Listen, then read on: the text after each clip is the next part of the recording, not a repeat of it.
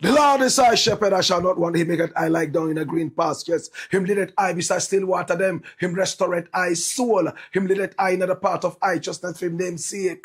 Yea! Though I rasta, I go walk through the valley of the shadow of death, I can't fear no evil. For thy rod and thy staff them comforted I and I. Who prepare a table before I. In the presence of our enemy them. Who anointed I head with no oil. My cup runneth over. Surely, goodness and mercy. I go follow I all the days of my life. Me I go dwell in the house of the Lord God. Jah, kedema away gromabe. How my house of Bolisa. I don't know what to. I was simply a four. Jack patabeda view. Monye ko. Agbeno heavy. Magba fumato. Mauga so Bolisa. Akpe. Akpe, au mauga so bolisa. Akpe kaka, akpe sia, mauga. Awa tanyu moye. Hoyi waladong. Au, noko ye jeme. Noko ye jeme. Anu kwale. Au, atanyu moye. Hoyi waladong. This is the Black Pot, aka Kukushonemo, where we speak truth to power. Here we don't criticize, but if we must, it would only be on one condition, to build and not to destroy. That is why we keep saying we are in the service of God and country. Again, here we are not neutral, and we have never claimed to be, because we are not absolutely. We have actually taken sides, the side of the truth. That is why we are ultimately called the land of the truth. And my name, Black Rasta. Now in every traditional African home there is a black pot, and each time this black pot sits on the fire there is something super sumptuous cooking. Ingredients of so many different types, shapes and sizes, aromas and even flavors. Put aside all their differences and relocate into the black pot, where they are subjected to some really good amount of heating. At the end of the day, they produce sumptuous food in all its palatability for the nourishment of the family in its whole entirety. That is what we literally do here. We pick up ideas from all walks of life, all and sundry, the rank and file of our people, right from the crowns of their heads all the way down to the soles of their feet. And then we subject these ideas to some forensic scrutiny. Right after that, we tease out the creme de la creme of all these ideas and use that for the development of our people, our continent, our land. This is the Black Pot, aka Kukushonemo, where we speak truth to power. And remember, we are called the Black Empire Media. Our black is not normal. BLAKK. Lord God have mercy. We are the headquarters of the truth. We are the foundation of the truth. We are the headquarters of the truth. We are the hometown of the truth, the bedroom of the truth. This is the habitat of the truth. This is the mansion of the truth. This is the address of the truth, the domain of the truth. This is the truth. It's the Black Pot, aka Kukushonemo, where the truth lives. This is the home of exclusives. And anytime we have such exclusives, I am entirely excited. Oh my God. My brother, my sister, show is starting late today. And if you look at the stories, we have deep exclusives from the bowels of exclusivity. This is the potpourri of exclusivity, It's a black pot, aka Kukushodemo. And here we speak truth to power. We are live on Facebook. We are also live on YouTube. You can find us also on Instagram, then on X, formerly called Twitter. Depending on whether you are British, you might say Twitter, or American, you might say Twitter. But we in Ghana, we say Twitter. This is the Black Pot, aka Kukushudemo. And on TikTok, we keep taking and talking with the gracious hands of patriotism. This is where the truth lives. And our numbers are scrolling on the screen. Pick up the numbers and do business with us. Your business would do so well on this platform. We are watched all over the world, and we are watched by serious people who have deep pockets to spend on your business. My brother, my sister, that is the secret. We are patriotic people. We love what we do. My brother, my sister, you may have a story that you want us to follow up on. We are more than just excited to do that for free. Absolutely. Oh, yes. This is the Black Pot, aka Kukushonemo, where we speak truth to power. Do me a favor. I want to invite you so humbly, yes, to please subscribe to the channel. Right after that, hit on the notification bell so that each time we are on, you will be reminded to watch. Better still, recommend us to family and friends. And above all, my brother, my sister, it is time to say action. And action will begin. Come here. At this point, can I just say thank you so much? I appreciate you and loving you. Yes, I love you for making us #1 online when it comes to patriotism. If you're here for politics, you are going to be disappointed. Here we don't do politics. What we do is called patriotism. Oh my God, I'm excited to be with you. I am excited. Yes, I am excited. Now, let me just pay homage to the wonderful sponsors we have. Now, Tesoro Doriente has gone beyond just a shower gel. Hey, turn every single shower into a royal experience with Tesoro Doriente. It is Italian technology coupled with African raw materials to give you that premium quality made most affordable. My brother, it is soft, it is smooth, it is silky, and above all, it has this long-lasting oriental fragrance that remains on you even 48 hours after one single bath. You smell like the Garden of Eden. My brother, my sister, it comes in several different fragrances. We have the Ikigai, we have the Karma, we have the Persian Dream, we have the Royal Oud, we also have the Forest Therapy. Oh my God, my personal favorite, the Royal Oud. I also love the Forest Therapy. How do you use it? Pour a little bit of it in the middle of your palm. Yes, Tesoro Doriente, shake up the bath water. Watch how the lather grows into a rich foam. Allow it to nourish your skin. It is also an insect repellent. Right after that, walk out in boldness. You will smell like the Garden of Eden. My brother, my sister, for 48 solid hours. And insects will be repelled from your beautiful skin. That is the secret to my beautiful skin. My brother, my sister, Tesoro Doriente is proudly distributed in Ghana by Daddy Ash Limited. Now, for bulk purchases and enquiries, call Daddy Ash Limited on 0244 772599. This is Tesoro Doriente. Oh my God. Thank you so much. We appreciate you and we love you. It's the Black Pot, aka Kukushodemo. And here we speak truth to power. We are also sponsored by the kind courtesy of Millennium Insurance. Now, when it comes to Millennium Insurance, one thing is clear: trustworthiness. This is your trustworthy partner. My brother, my sister, you must be ready anytime calamity strikes.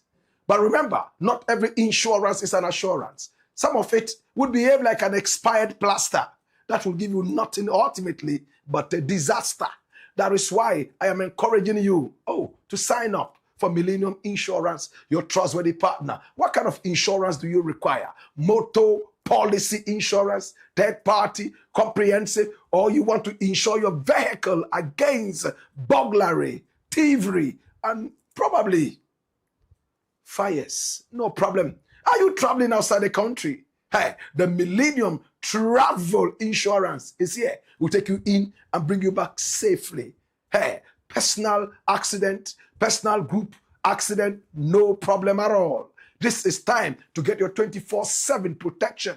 Yes, for disability and even death, for family members and even friends. Oh gosh, our numbers are on the screen. Pick up the numbers and join the huge family of insured people. I'm talking about Millennium Insurance, your trustworthy partner. Can I tell you more? Hey, log on to our sales portal. Yes, for more. Sales.millenniuminsurance.com. Yes, can I take it again? Sales.millenniuminsurancegh.com. Can I take it one last time? Sales.millenniuminsurancegh.com. This is what it is. My brother, my sister, and you are part of this great family. When it comes to claims, Millennium Insurance is number one. Unlike other insurance companies, we make sure that we give you your claims quick so you can be back on the right footing. It's the Blakk Pot, aka Kokushodemo. And here we speak truth to power. Yes. We are also sponsored by the kind courtesy of NPA. Yes. National Petroleum Authority. And the message is so simple. Yes. Whenever you see those fuel tankers involved in an accident, please stay back so you can stay safe. Don't be in a hurry to siphon, yes, or scoop fuel from the overturned fuel tankers. There could be an explosion. Don't get close at all to even take photographs. No, sir. Please stay away. Yes, stay back and stay safe. Your life is worth more than just that photograph or that gallon of fuel.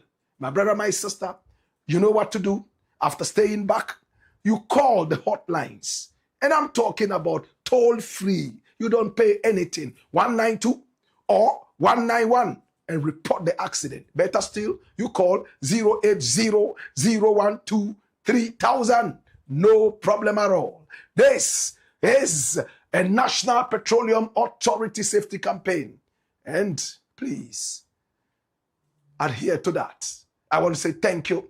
I appreciate you and I love you. It's the Blakk Pot, aka Kukushonemo, where we speak truth to power.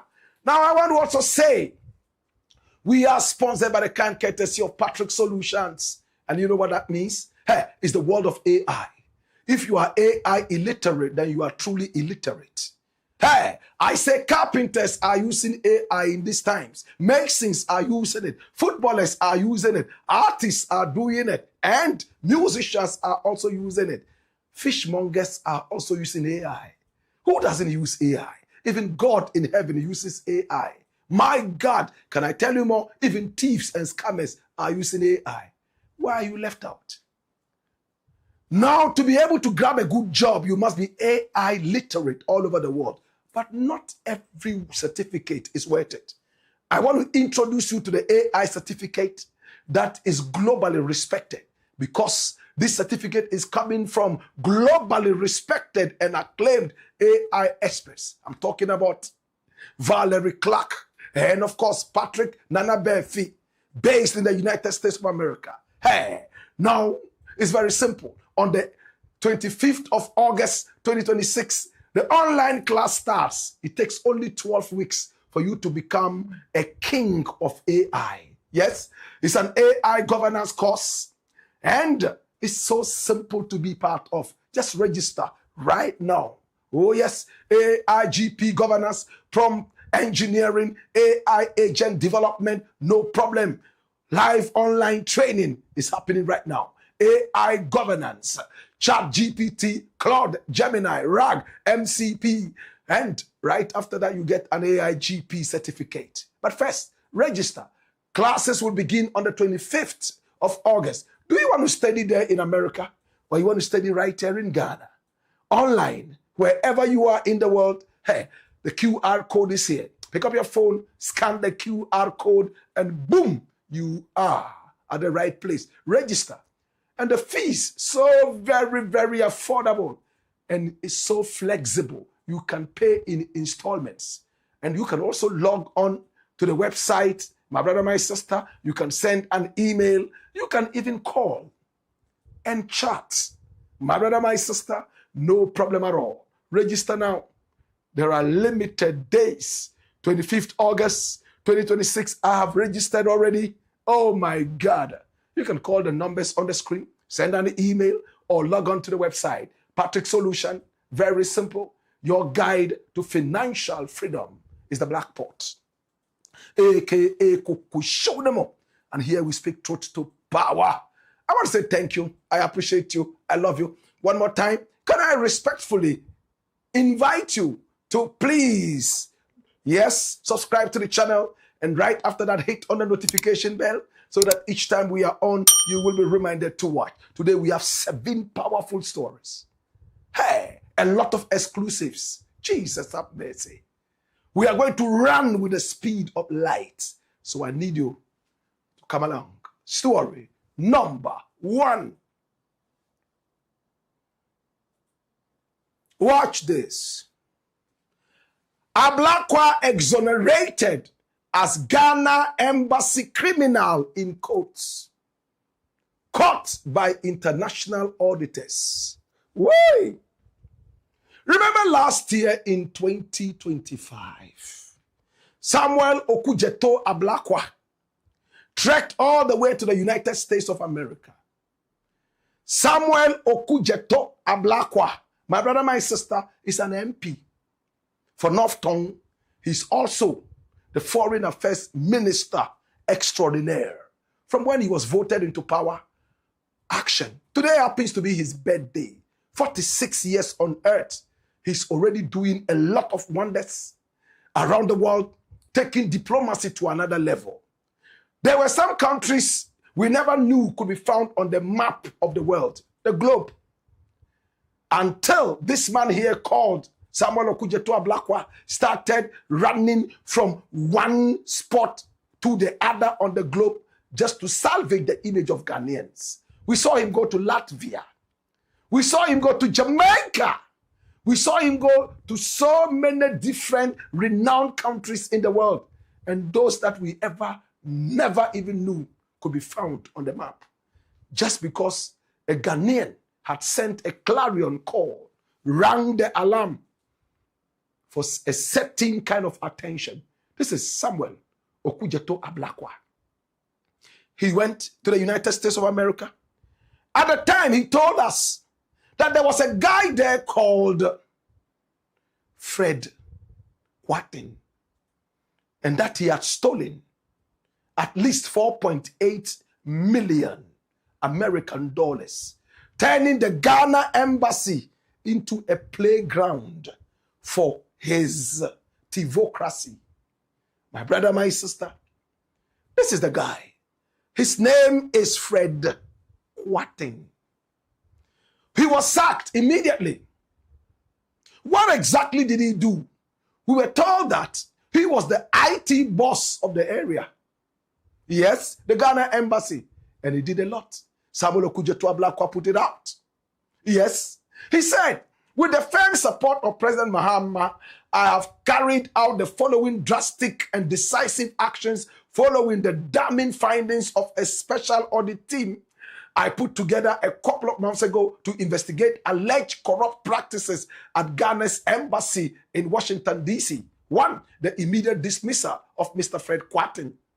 Mr. Kwatin was a local staff recruited on August 11, 2017 to work in the embassy's IT department. Now, according to findings and his own admission, he created an unauthorized link on the embassy's website which diverted visa and passport applicants to his company, Ghana Travel Consultants, GTC, where he charged extra for multiple services on the blind side of the ministry and kept the entire process in his private account.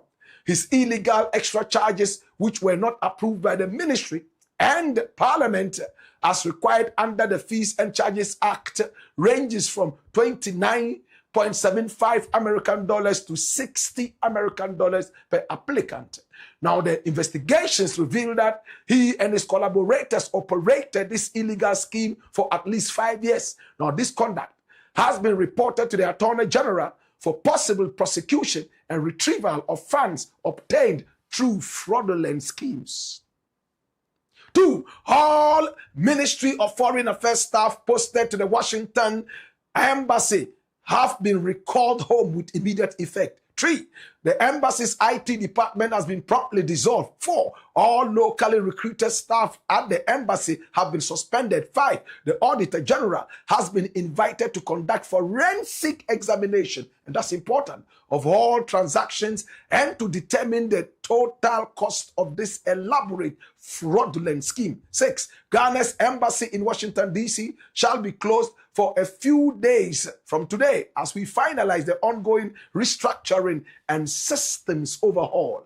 Any inconvenience these radical measures may cause visa and passport applicants is regretted. President Mahama's government will continue to demonstrate zero tolerance for corruption, naked conflict of interest, and blatant abuse of office. And he promised us more updates. Dash. This is Samuel Okudzeto ABLAKWA. When this thing came out, he was in the Parliament House and he talked about it.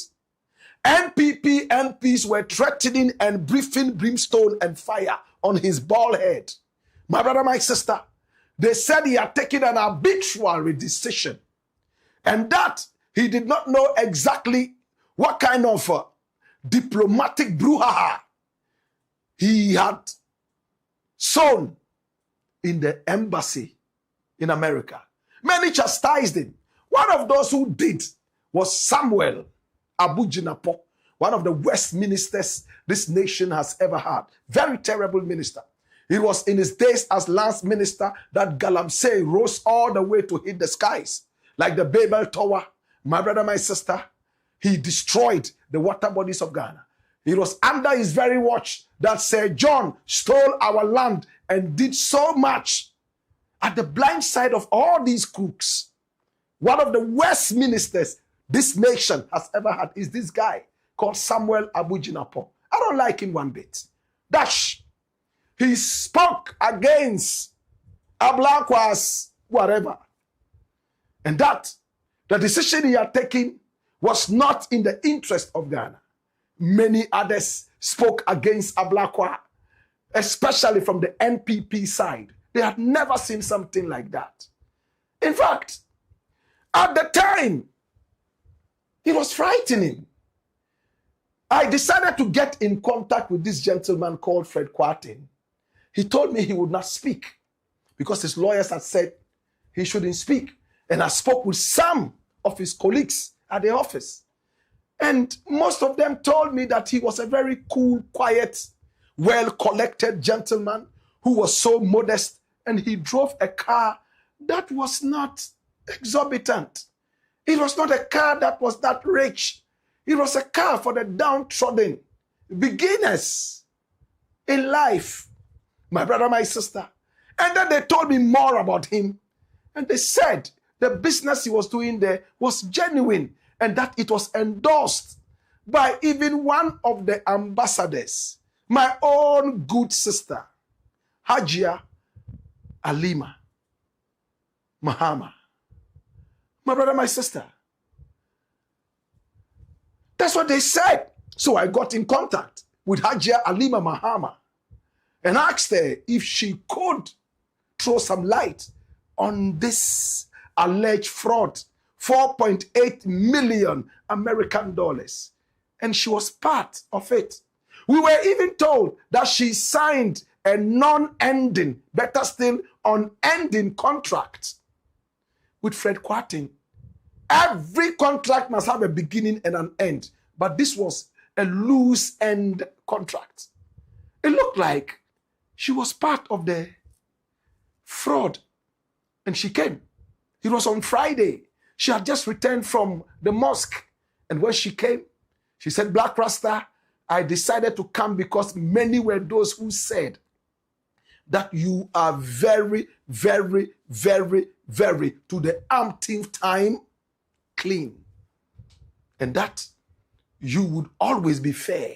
That is why I am here. She said it on radio. Former Ambassador Hajia Alima Mahama signed a contract with Fred Kwarteng with no termination clause.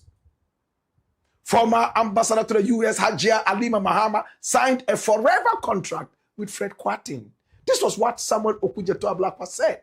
And Hajia decided to talk to me. From the mosque, she drove straight away into our studios. OS TV3 premises.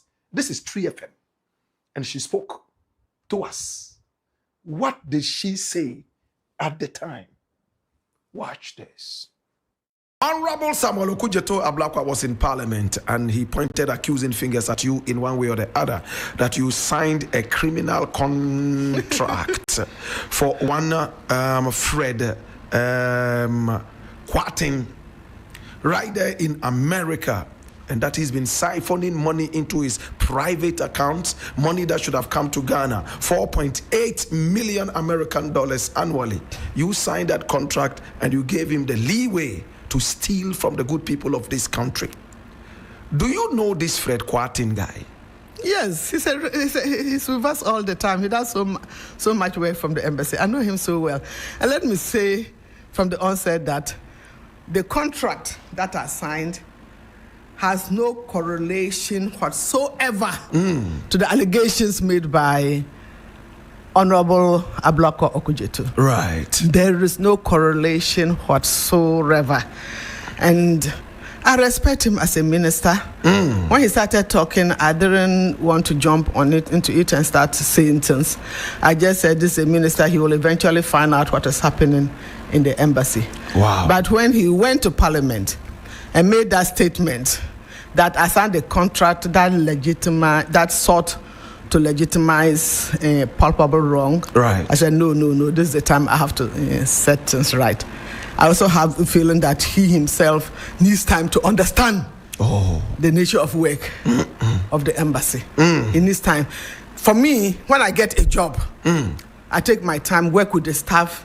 I go to their offices, sit with them one by one, understand the nature of their work, what they are doing. Practically, for example, the visa system like this, I'll go to their work from desk for them to take me through the practical process of a visa, how to even fill the form, how to go to the net, how to do this, and then where next does it go? I learn distance. And when I have a work environment, I want people to be happy and have peace to work. That is my trademark in all the ministries that I went with. So I got a good understanding of the place and I was working. So whatever he said, he doesn't today, have the understanding, right? I want to state clearly about the contract. I don't know if I sent it to you. Yes, I've read it over and over. Okay, I want to state clearly, and I generally want Ghanaians to understand the process. Right. Yeah.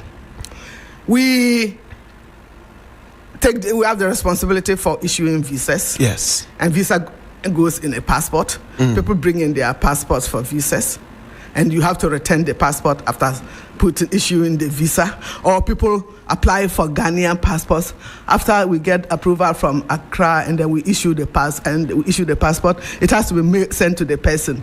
So now we have a system that you will take responsibility for retrieving your passport. The individual applicant takes responsibility. Embassy does not pay any money to mail your embassy this to you. So we have three processes when you apply for a visa. You either click and go the line of a company to use that company to work on your visa, to retrieve your passport for you and mail it to you. Or you click on, I will come and get it, or you tell the embassy, I'll come and take it myself. Personally. Or I will do self-address envelope and send it to the embassy, and the embassy should mail it to me. Okay? We had problems with the self-addressed envelopes. Sometimes they won't put the correct address. Sometimes they won't put the right postage on the, they don't pay the right amount. But when we are sending, embassy is the sender. Yes. So it will go to FedEx. If the address is bad, they will return to us. If the address is not bad, but the postage is not, the amount it's not accurate. The amount is not accurate. Less than what they charge. They will mail it, but they will bill the embassy. Right. So it even came to a point that they took the embassy to collection. Wow. They sued us. Not sue, but they took us to collection, and the collection agent was on there to collect the money. The monies. And Ghana budget, there's no budget for posting passports. So, and during the return, the initiative of return, year of return, we had huge volumes of people coming of us. And sometimes we ourselves in the embassy would do the address wrongly. And then sometimes people apply in group. And when they apply in group, we are allowed to put 3 in one envelope. Yes. Sometimes we end up messing them up. And there were usually problems. So just said, look, this was even before I went there. They decided that, look, let's take this mailing process out of our work. In any case, Ghana is not in courier service. We don't operate courier service. At the embassy? At the embassy. We don't operate courier service. So let's take it out. Fred Quatin was asked to develop a method. And he said he already had his company and was already doing some of this work for them. So, he was asked by the embassy? Yeah, to develop a method for that. That was 2019. The courier method? Yes. So that to follow our system, have a good understanding of our system so that you can mail appropriately. And because he had been in the embassy, he knew the process. So he developed a method. And we allowed him, this was 2019, I went there 2021, and he started the process of delivery. And it went on well. It went on well. So what the minister was talking about, if you apply for visa, it's not mandatory that you use the private company. You can, for example, say, I'll come and pick it myself. Or you provide a self-addressed envelope, mail it to me. And many people in DC, Maryland area, and Virginia, many of them don't mind. They'll either give self-address or just say, I'll pick it up myself. And they do that. But if you are in California, or you are in Arizona, you are even in the Colorado, Minnesota, the Midwest, or even Florida, Atlanta, do you want to be flying in for your passport? So many of them opted for the private company. And the private company was effective for them. So I went there, I observed 2021, I observed it was working well, 2022. So when I was there, complaints about visas reduced. And the main thing was passports were not getting lost. Or they were not getting mixed up. So that is the process. And it was going on well. So 2021, I said, you are doing this in, you have a company, and you are doing this business, but there's nothing formal on paper. I have to give you something formal on paper. Oh, you proposed that? Yes. I said, I have to put something formal on paper, so you people bring a draft. So they brought a draft. I studied it, I looked at it, and I said, yes, my concern is one. Ghana government does not incur any expenses. We don't pay you a cent for this. So there's no money obligation on Ghana government. 2, we are exonerated from any issues that you have, for example, non-delivery of a package, or a passport is lost, or there is a problem. You, the company, will be held responsible, not Ghana government. So that's what I put on paper. And that's the essence of the paper.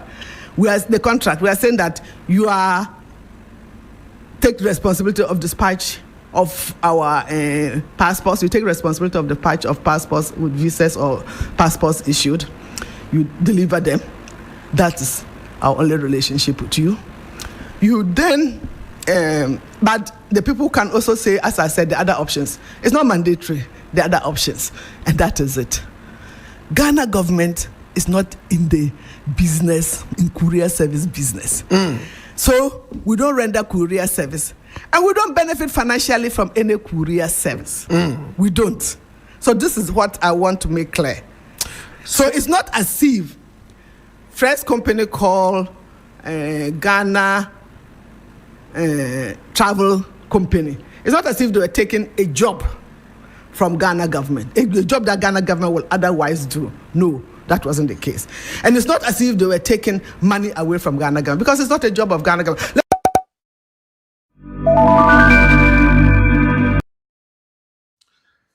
3FM, thank you so much for that video. Exactly 1 year today. This was when this interview was done. And interestingly, I'm wearing the same clothes that I wore on the day. Hajia Alima Mahama, Her Excellency, was the ambassador of Ghana to America. And that was what she told us. Fred's business was 100% legit. The Ghana government is not interested in any courier business, and what he was doing was courier business. But it came out that he was also helping people to fill their forms, and he would take a fee for that, and some other things. At the time, Honorable ABLAKWA told us that he had stolen, allegedly, up to 4.8 million American dollars. And he promised us an update. Well, President Mahama asked the Attorney General to start action on that. And then the Auditor General was unleashed on the American Ghana embassy there. And when the Auditor General went in there, instead of finding 4.8 million, as ABLAKWA told us, he found double. Double. My brother, my sister, what truly happened? The forensic audit has been released. In fact, it was actually intercepted by investigative journalists. Manasseh Awine Azure. He intercepted it, and he was the guy who first published it. My brother, my sister, what did Manasseh publish? What did he say? But before we go into that, who is this guy called Fred Kwatin? His full name is Fred Brian Kwatin. That is him. This man, has he stolen 4.8 million American dollars? Or 9.8 million American dollars? How much did he really steal, if he stole at all? Come here. Run the doors here and watch this. Hi. My brother, my sister. Now, there is no widely documented public figure under the exact name Fred Brian Kwatin. However, the name heavily points to Fred Kwatin, the former head of technology at Ghana's embassy in Washington, D.C., who became a subject of major national discussion following a massive diplomatic scandal. So we only got to know about Brian from the forensic audit of the Auditor General. We all called him Fred Kwatin, but he has Brian in his name, and we'll soon show you that. Now, he was the head of IT, that's information technology specialist for the embassy. He served at the Embassy of Ghana in Washington, D.C. from roughly 2015 to 2025. 10 solid years and even beyond.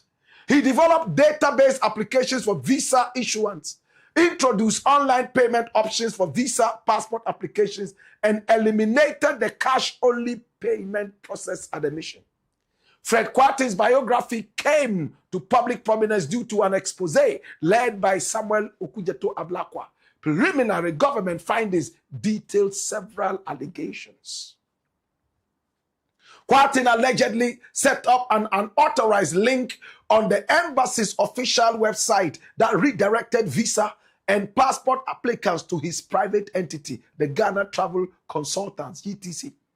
Now, through GTC, he charged unapproved service fees to unsuspecting clients, bypassing official Ministry of Foreign Affairs protocols and pocketing an estimated 4.8 million annually, as alleged by Samuel Okujeto ABLAKWA at the time. GTC also ran undocumented courier operations for passport and visa return deliveries, allegedly netting another 1.9 million yearly from applicants. All this money supposedly went to Fred Kwatin, yet he was driving a very lowly car for beginners in life. Now, following these revelations, the government implemented a complete restructuring of the Washington mission, dissolving the IT department, suspending local staff, and dismissing Kwatin with immediate effect. Now, the state referred the matter to the IOCO and the Auditor General for Forensic Audit and asset tracing. Now, in his public defense, Kwarteng refuted claims that he defrauded or misused embassy funds. He maintained that his courier and administrative systems were set up to handle operational logistics that the embassy could not adequately fund or cover. And that was what AKYEA confirmed. Adding that his activities were known to higher ups and heavily benefited the practical application needs of Ghanaians living abroad. And that was also corroborated by AKYEA Halima. So for AKYEA Halima, who was the ambassador at the time, this man did nothing wrong. And she signed a contract. Honorable ABLAKWA said the contract was a forever contract. AKYEA refuted that and said that it had a deadline. My brother, my sister, and this was a contract. Travel Ghana Secure Data Center. And when you look at it, we see Fred Kwarteng there, systems engineer who signed. And then we also have the recipient, Embassy of Ghana. AKYEA herself signed this. My brother, my sister. And when you read it, it says the contract for services is made effective of January 1, 2023 by and between Embassy of Ghana, blah, blah, blah, this address, Washington, D.C., and Travel Ghana Secure Data Center, blah, blah, blah, blah, blah here. Now, in the contract, the party who is contracting to receive services will be referred to as EOG, and the party who will be providing the services will be referred to as TGSDC. And then it tells us how the thing will be done. And in exchange for the services, EOG will pay TGSDC according to the following schedule. My brother, my sister, and when you look at the contract, the way out is when the embassy decides anytime to sever links with GTC. My brother, my sister, and when you read it, it is in there. That was the exit clause. But he will continue working until the embassy deemed it fit to say that, you know what, enough is enough. So you can pack up and go. Now the indemnity is there. Confidentiality is there. And then the term, this contract, if TGSDC fails to meet its obligations. So, Samuel Okudzeto ABLAKWA is right in a way. And AKYEA is also right in a way. There's actually no end.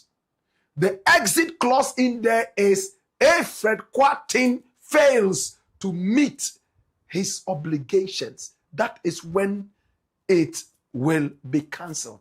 In fact, that actually is a way out. That is what we call the exit clause.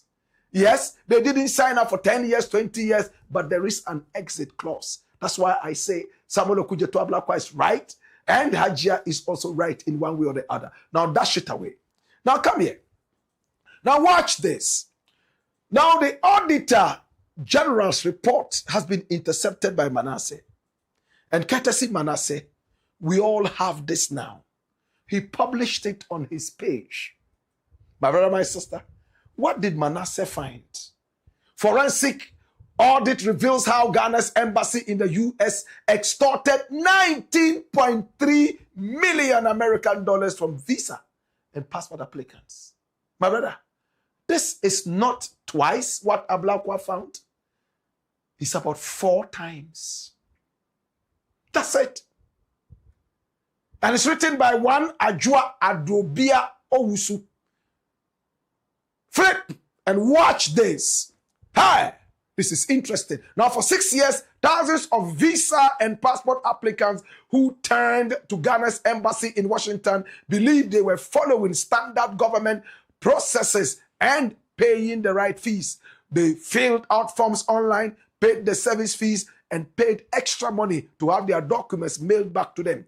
In many cases, that was where the official process ended. Some applicants never received their passports. Others waited for months. Unknown to applicants, a different system which redirected them and imposed additional charges had been embedded. That new system generated nearly 19.4 million American dollars in what the Auditor General has now classified as irregular proceeds. Oh yes.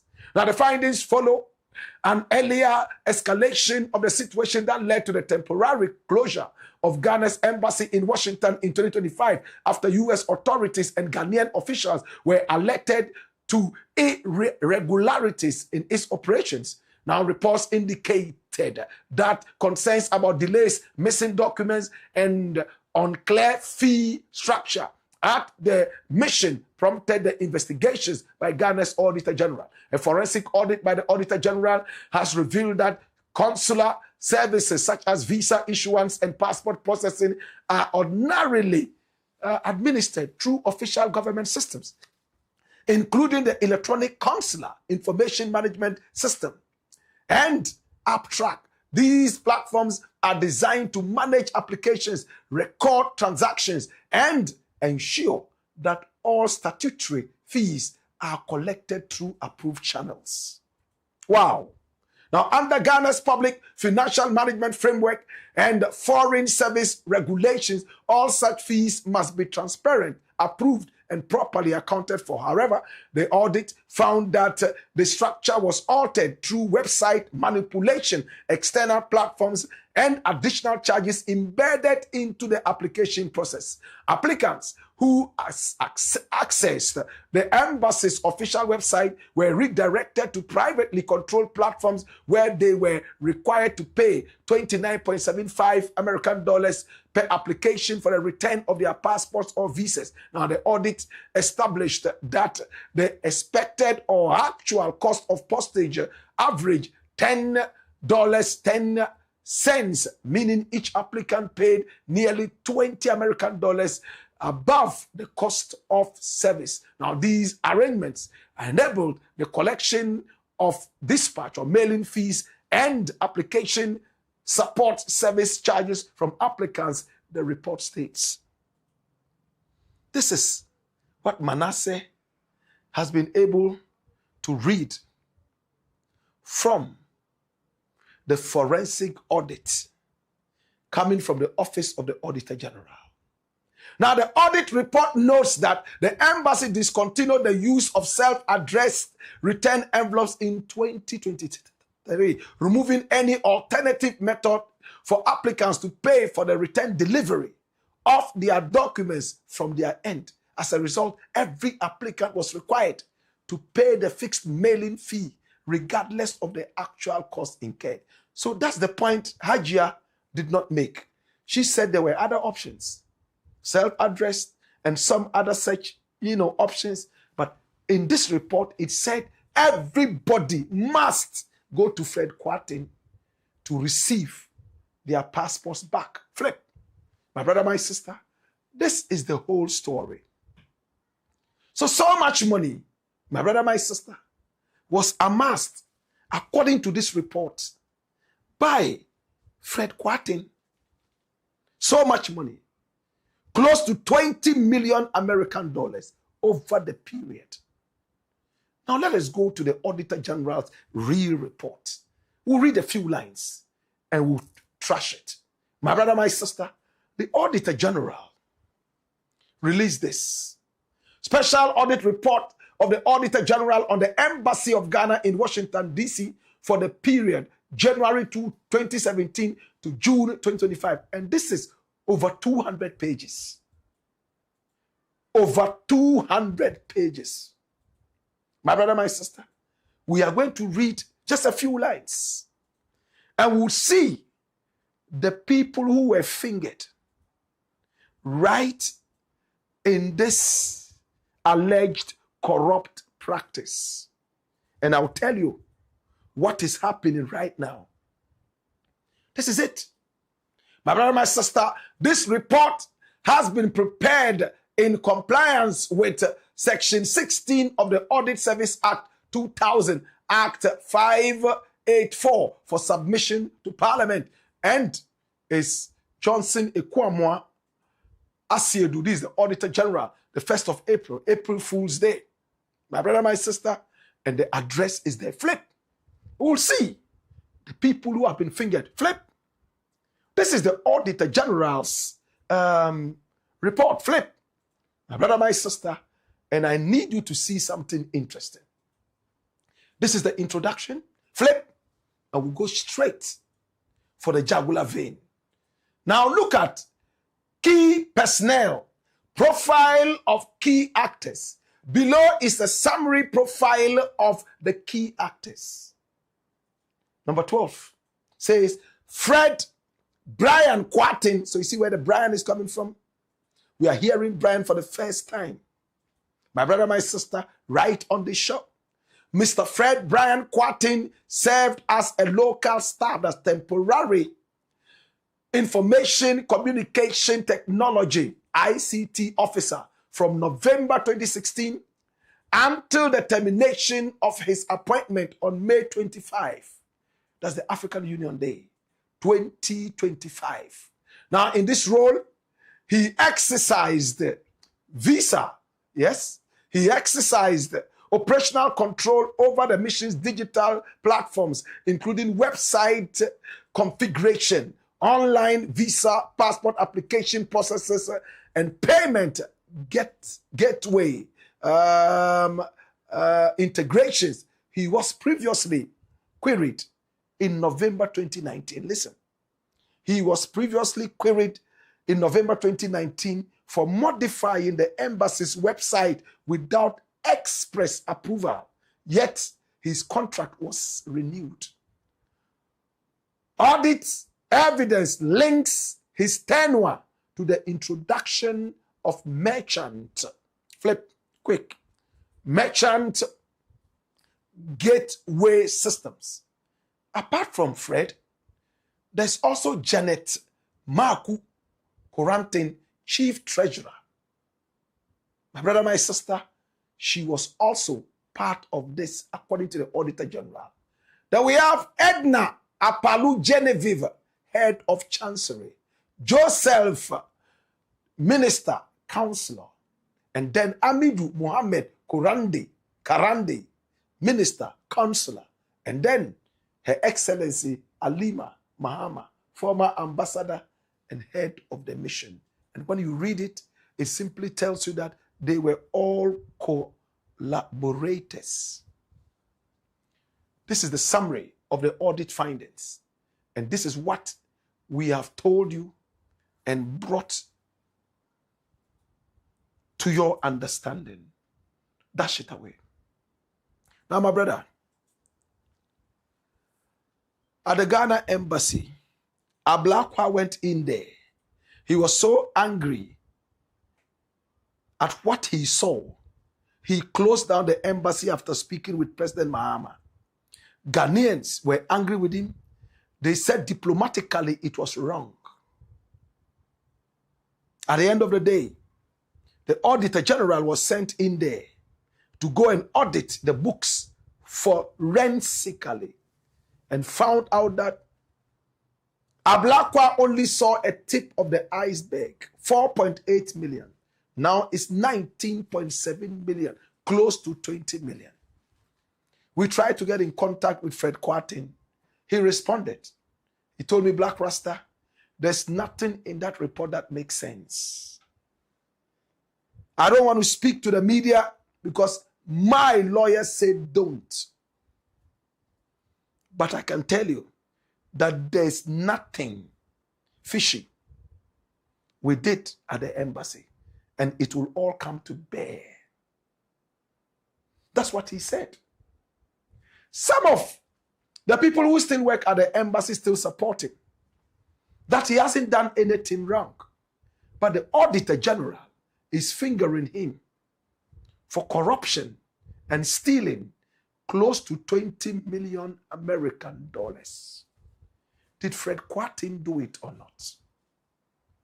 The Auditor General believes that the guy did it. As it stands right now, investigations are going on. Fred Quartin, my brother, my sister, will be required to answer. We also placed a call to Joseph, and Joseph promised to talk to us hopefully tomorrow. He was a counselor, right there, minister, counselor.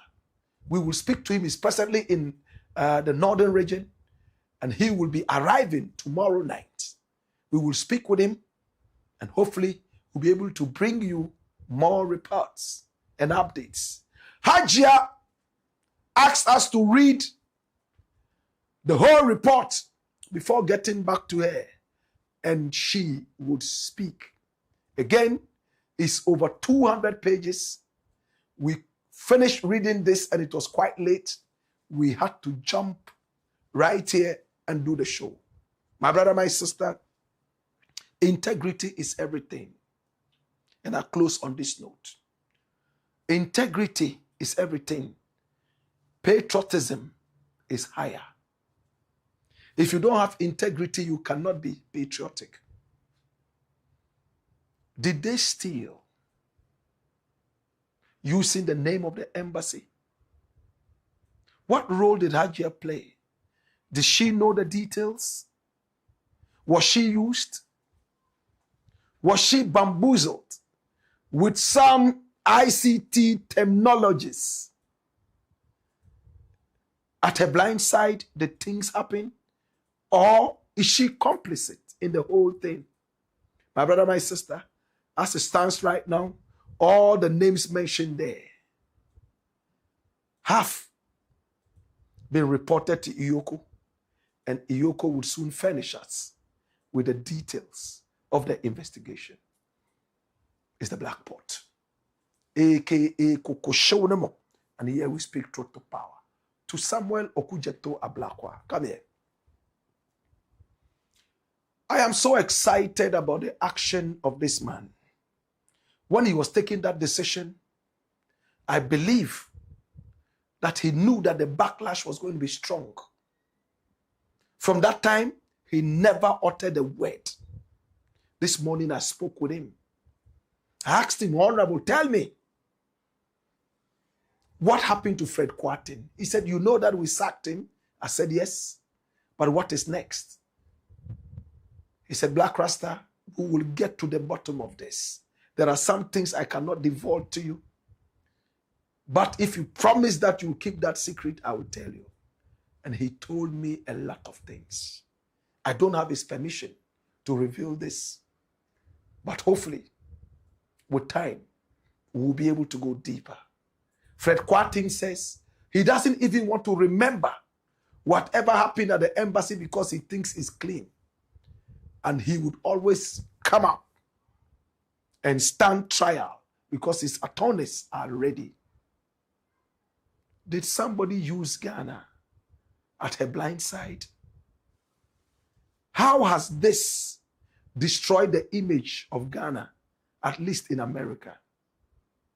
It's the Black Pot, aka Kokoshonemo, where we speak truth to power. Story number 2.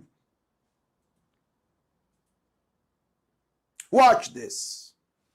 Legal vacation, hypocrisy of ATTA AKYEA exposed. Now we all remember that last week, ATTA AKYEA and Godfred Dame. ATTA AKYEA is a renowned lawyer. This is his cocoa season. All the alleged NPP thieves are running after him. And he is the one leading them to court. Some lawyers have chickened up. They have developed cold feet and have run away into oblivion, leaving their clients for ATTA AKYEA to handle. It looks like he is the guy who has the energy to do that. Godfred Yaboa Dame, my brother, my sister, was the Attorney General of the Republic of Ghana in the days of Nana Addo Dankwa Akufo-Addo. Some lawyers I spoke to told me that he's a really, really, really wackish lawyer.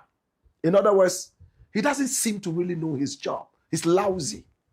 I'm not a lawyer, so I don't know. Some of the lawyers I spoke to that I believe say he's actually aided some people to go free by his lousiness. He's caused financial hemorrhage to Ghana. No wonder he's been drawn and dragged all the way to the courts, I am told, for causing a financial loss to the state. And the NPP guys gathered again, making so much noise. Free dummy, free dummy, free dummy. My brother, my sister, in our country, almost everything is political. If a bird falls and dies in front of us today, they will blame it on a political figure. Which party is in power? They caused this bird to die. The other party that was in power didn't have a bird die. That is how mediocre we are in this country. But the news is that the two guys here ran to the Chief Justice of the Republic of Ghana. His name is Justice Bafubone. And they told him point blank, my Lord, please, it's the legal vacation. Judges are supposed to go out there on leave, on vacation. Lawyers are supposed to also go out there on vacation. Why is it that you are still asking us to come to court when we also need to rest? We are tired, my brother, my sister. And we told you the reason already, speedy trial. Lawyers have a way of delaying things to be able to gather all their arsenal to fight a case that they think they are not too strong for right now. We have seen that happen in court. When some lawyers were concentrating on Ghana must go backs and exchange rates, when the real thing was hanging around their necks like albatrosses. My brother, my sister, now the Chief Justice is looking at it. Now, the Deputy Attorney General and Minister for Justice, Justice Ramsay, has spoken. And what has he said about the legal vacation? This is the man. Watch this. No genuine or real controversy here. The matter is simple. It's been the case that vacation courts are always sitting whenever there is a legal vacation. No one can dispute that simple fact. They claim that it is the lawyers who decide whether they want to have a proceedings in vacation. Is not founded on any facts. It's not founded on any law. It's not founded on reason, and it is not founded by any rule of practice. Lawyers, nowhere in the world do you see lawyers deciding when a court should sit. What matters is that the head of the judiciary has given warrants for a number of judges, I think 10 or more judges, to sit across the country to take care of cases. Now, this is a thing. A vacation judge has his or her own courts to administer. Okay. Now, when the vacation is over, he is also entitled to go on vacation. That is after October.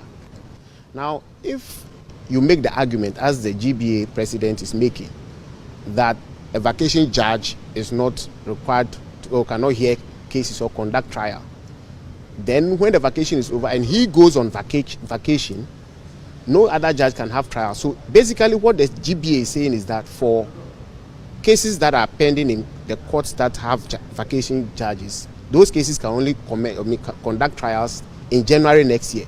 Because in October, when the courts return, these judges who are sitting on vacation would also go on vacation, and no judge can conduct their trial for them. And then after October, November comes the December vacation, which takes us to January, first, second week in January. So you will see that apart from the fact that there is no practice backing what the GBA is saying, it's not supported by law, by any rule of practice.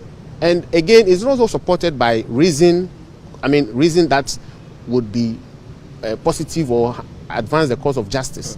So for us, it is a self-imposed understanding of the law, which we do not think should be allowed to prevail. And as the judge said, vacation is, he has the warrant to hear the case and sit in vacation. And if you don't come, he will treat it as if you are not interested in legal representation. and has given directive to the clients to advise themselves. If their lawyers decide that they won't practice, no one can stop them, but he has a case to defend. If on the next agenda date he does not produce, I think the judge has given them 1 week. If they do not produce a lawyer, then they will have to conduct the cross-examination by themselves. Deputy, so it basically, in simple terms, you mean that the GBA got it wrong in their statement? Completely wrong. I mean, completely wrong. And the claim that there is a convention is completely even false. There's no such convention. And even if there is a convention, Order 79 of CI 47 is the order that provides expressly for legal vacation. The Honorable Dr. Sremsai is the Deputy Attorney General and Minister for Justice. His boss is the Zwarungu boy. The Stanford lawyer, Dr. Dominic Akuritinga Ayini, the cigar-chomping king. My brother, my sister, now he has made his case clear. We need a speedy trial. The nation has taken the corruption fight to another level. Courts have been established. Judges have been encouraged to sit extra time so that all these cases can be handled. And some two lawyers say, no, we want to go to Kwewu and eat wow. They want to have fun because they are tired. My brother, my sister, where is the fun when your client wants justice? Should you not be in a hurry for justice? We are unable to attend the said sittings during vacation, as this direction would necessitate the lawyers of the accused persons to work beyond the legal year while other lawyers rest. And we told you that will they also come back and say, whilst we are earning more money, the others are at home. For that matter, let us go back home so that we won't get the extra cash. My brother, my sister, as Sremsai said, this is not lodged in common sense and reason. Why are we saying that? Now there is a guy called Bernard Nkwibosiako, aka Chairman Wuntumi, and his lawyer moved from APIA and Dikubi to this gentleman here called ATTA AKYEA. They have applied for him to have bail while they are awaiting the judgment for his appeal. That's it. That's it. When was it filed? The 6th of August. My brother, my sister, it is a Republic versus Nkwibosiako, yes, aka Chairman Wuntumi. And he says, take notice that this honorable court will be moved by counsel for and on behalf of the first appellant, that's applicant, hearing, praying the court for an order that the applicant who is currently incarcerated at the Insawam medium security prisons be admitted to bail pending appeal upon the grounds stated in the accompanying affidavit, and for any further orders as this court, honorable court, may deem fit. And then court to be moved on when? Wednesday, 19th August, dash. This is within the legal vacation. But ATTA AKYEA is so happy to go to court in order to get bail for Chairman Wuntumi. Legal vacation. If he's told by the judges, we are on legal vacation, come next year for this to be heard, Chairman Wuntumi will continue to be in there till January.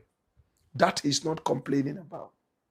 He wants to go, and as quickly as possible, try to get Chairman Wuntumi out. They are not complaining. If the judges are going on their so-called legal vacation, then this would not be it. ATTA AKYEA is excited that they are going to sit so he can have a speedy trial in order to have the incarcerated Chairman Wuntumi. Imagine Chairman Wuntumi's case was still pending, as in no judgment was made. The same ATTA AKYEA And Godfrey Dame will run to the judges and say, yeah, thank you. Have your legal vacation. So they will have time to slow down the judgment process. That's what I think. So in this case, I see a lot of hypocrisy. Your client is in jail.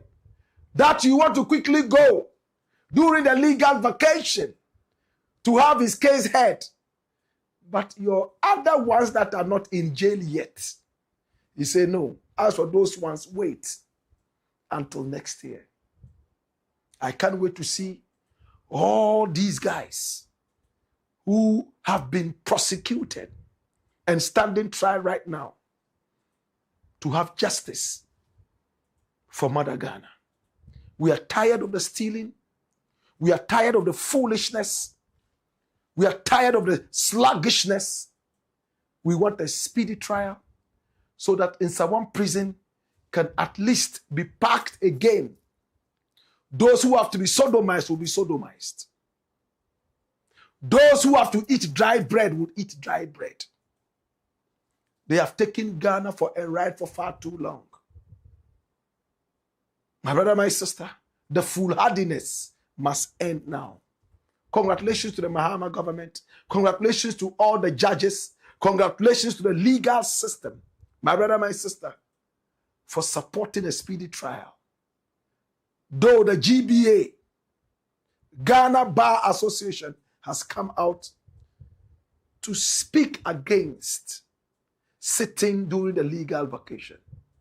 But the Honorable Dr. Semsai has made it clear it is not lodged in reason and common sense and even in law. Is the Blakk Pot, aka Kukushonamo, where we speak truth to power. Story number 3. Watch this. Alleged visa fraud. John Benjamin fingers Ghana ambassador Victor Smith. Hey, early this morning, I saw a tweet from former UK High Commissioner to Ghana, John Benjamin. And my heart skipped a bit. Yes, it skipped a beat. Now, this was one of the most radical ambassadors, diplomats, high commissioners that we ever had in this country. I love this guy, my brother, my sister, from the bottom of my heart. He gave a new name and definition to diplomacy. When he arrived in Ghana, he asked his staff, who do you think I should follow on Twitter in Ghana? Where are the people who speak the truth? Where are the people who stand for justice? Where are the people who have a voice in the society? I was sitting somewhere in America at the time when this man started to follow me on Twitter. And his name said that he was the British High Commissioner to Ghana. I was so exasperated, so cacophonized. In fact, I was befuddled. To use a smaller word, I was hypnotized. This man decided to follow me on what grounds? Then I realized he was following 1 or 2 other musicians. I said, wow. So I got in contact with him via Twitter at the time. And I said, thank you to him for following. And then he immediately invited me to come over to the High Commission for tea. He had seen me talk about herbs all over, but he warned me that the tea we're going to have was not going to be herbal tea, though it will be tea. We laughed over it, my brother, my sister, and then I met him. And there are photographs of me and John Benjamin all over the internet for everyone to see. He welcomed me. In fact, we sat down nicely in his office.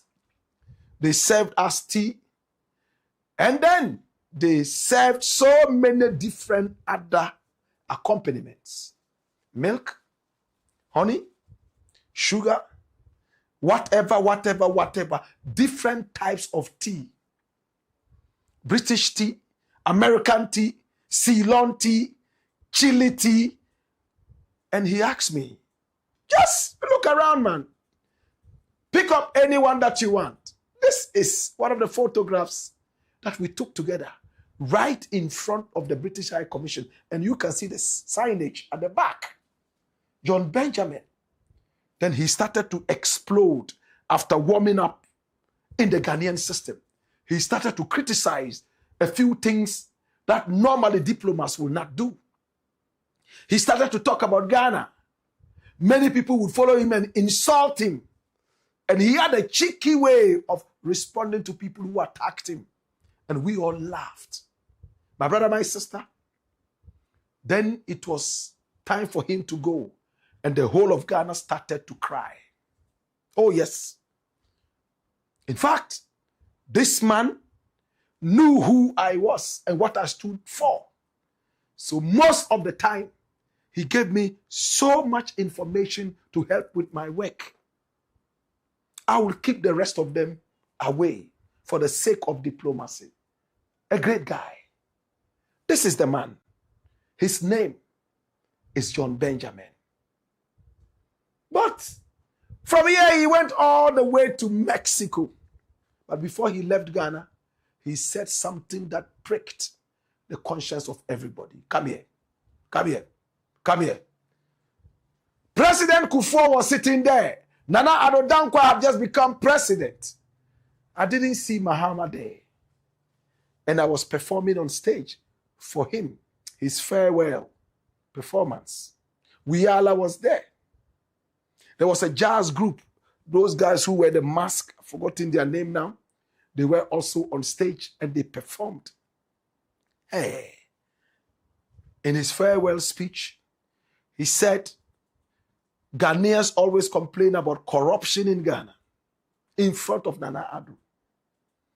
And we all can see that Ghana is utterly corrupt, especially amongst politicians. We see a lot of corruption.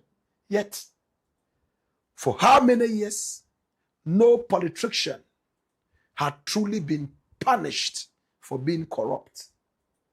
He chided Ghana to stand up to the fight against corruption. And he left. He went to Mexico. The rest is history. My brother, my sister, this is the man. Hey, I saw a tweet from him today, and it shocked me.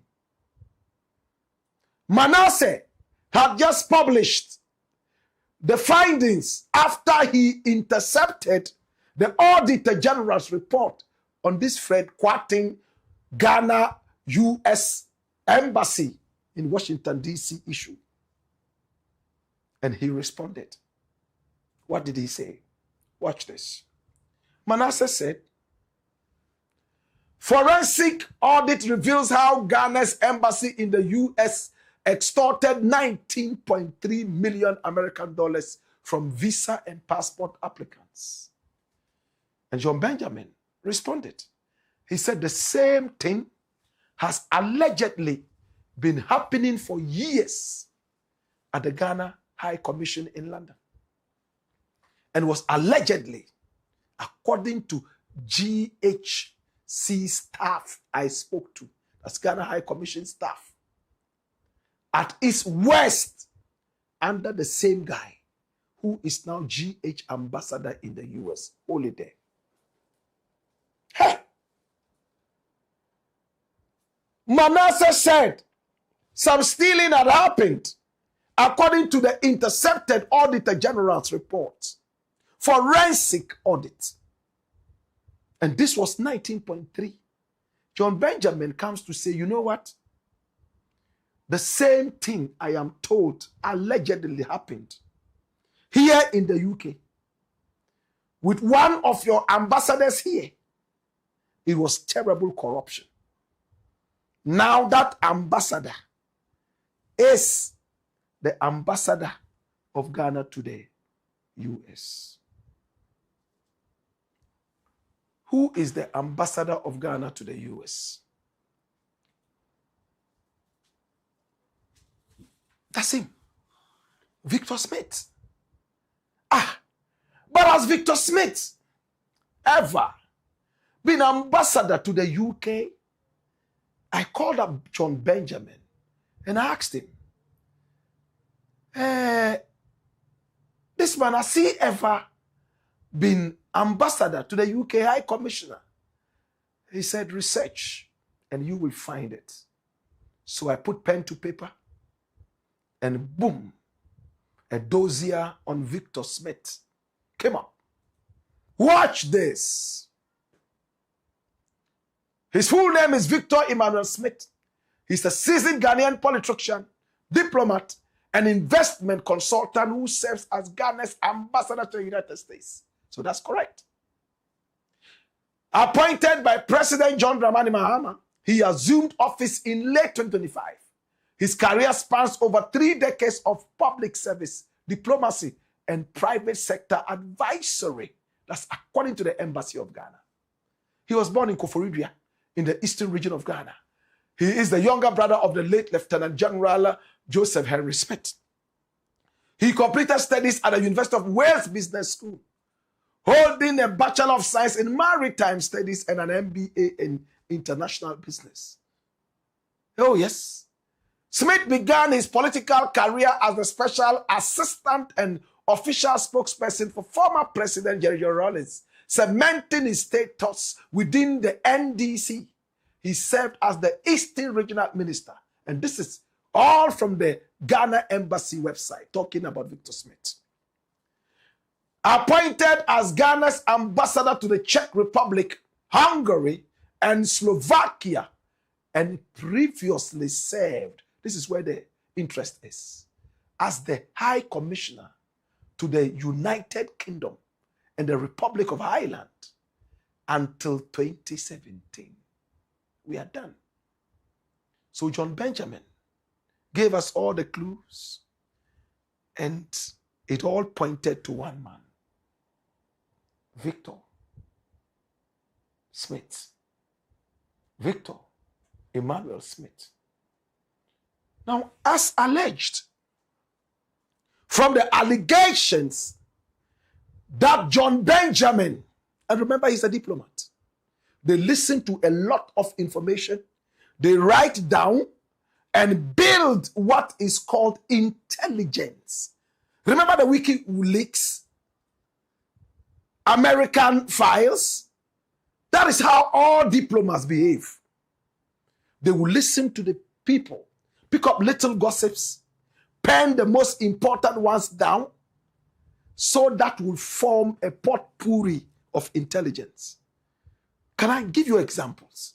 Do we remember Fifi Kwete being reported by WikiLeaks as having said that a Muslim will never ever be president of Ghana? Because the population of Muslims is just minuscule. And the support for Muslims in Ghana, a predominantly Christian religion, will not permit a Muslim president. My brother, my sister, that's what Fifi Kwete was quoted to have told an American ambassador to Ghana. And he thought he was just having, a normal conversation. But she recorded it here, wrote it down, and sent it to the White House to build a potpourri of intelligence. Do we remember Kwesi Pratt Jr., my old Kwesi Pratt Jr., quoted by WikiLeaks as having told an American ambassador that Nana Addo was a ganja smoker, and that early in the morning when you go jogging and you want to go visit Nana Addo in his house, you don't have to ask where he is. You would see a furnace of ganja smoke in Tampe. When you see the cloud, don't think that Jesus Christ is returning. No, it's not rapture. It's Nana Addo and the Wailers. Fire burning. Kwesi Pratt was quoted as having said, and he never denied it. When he was asked on radio and on TV, he said, go and ask them to prove it. Simple. My brother, my sister, we can tell you more There was another one that said Nana didn't look good in African wear and that he was arrogant and that it would be difficult for him to be president of Ghana because of his arrogance. He couldn't gel with the local people. All from WikiLeaks. Do we remember WikiLeaks at all? So that is how diplomats pick up their information. So if John Benjamin tells you that he spoke with some Ghana High Commission people, he probably isn't lying. He doesn't look like a man who will lie. He's never lied to me. Has he lied to you before? And he says, in the era, allegedly, of Victor Smith, the Ghana UKI Commission was so corrupt, dirty, the most corrupt, under the same guy who is now in the US right now. And all fingers point to Victor Smith. Shall we call for another forensic audit of the work of Victor Smith? Right there at the UK High Commission. And even now, these are not mere allegations. I think they carry weight, especially when they come from people like John Benjamin, picking up information from different people. My brother, my sister, is Ghana that corrupt? I thought that the corruption only ended in Ghana. And that when we went out, because of the systems that work out there, we are not able to be corrupt. But it looks like the Ghana in us follows us to our embassies and high commissions, where we continue to do what we know to do best. Insult our nation, steal from our nation, poo-poo our nation, and make our nation look silly. I am interested in a forensic audit of the tenure of Victor Emmanuel Smith in the UK. Are you? Do you want it? Would it serve any purpose? They say crime delayed does not take away the fact that it's still a crime. And again, justice delayed is probably justice denied. If people own up to do public service, it's like going to, and they must go with what? When you go to equity, you go with what? Clean hands. It's the black pot. And thanks so much to John Benjamin. Thanks so much to Awene Azure Manasseh. We have been able to get this now. Can we follow up on this? It's the black pot, aka Kukushonamo. And here we speak truth to power. When we return, we got more. Hey-ya! Hey-yo! Kai! Wayo!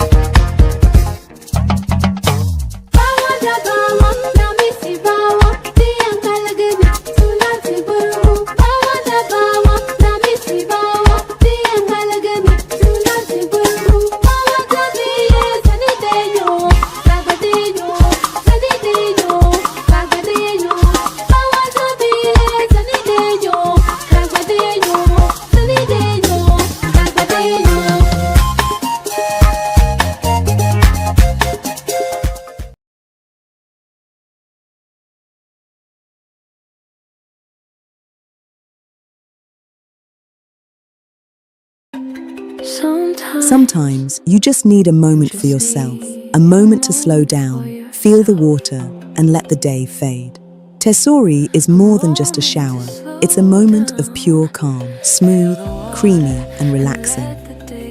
With forest therapy, Persian dream, royal oud, thalassotherapy, ikigai, fior di loto, and karma, all in convenient 500 milliliter bottles.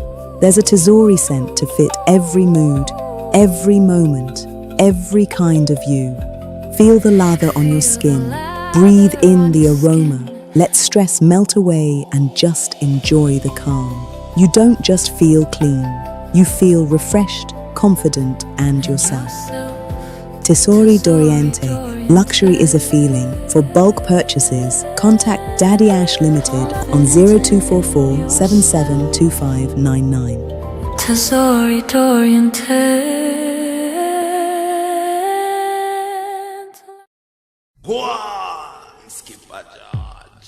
Blackpot, Coco Show. It's the Black Pot, aka Kukushonamo, and here we speak truth to power. I invite you, please subscribe to the channel. Right after that, you hit on the notification bell so that each time we are on, you will be reminded to watch. Remember, this is the home of exclusives. This is the home of the truth, nothing more than that, where we speak truth to power. This is the Black Pot, aka Kukushonamo, where we speak truth to power. Story number 4. Watch this. GOLDBOD may be buying GALAMSEY gold.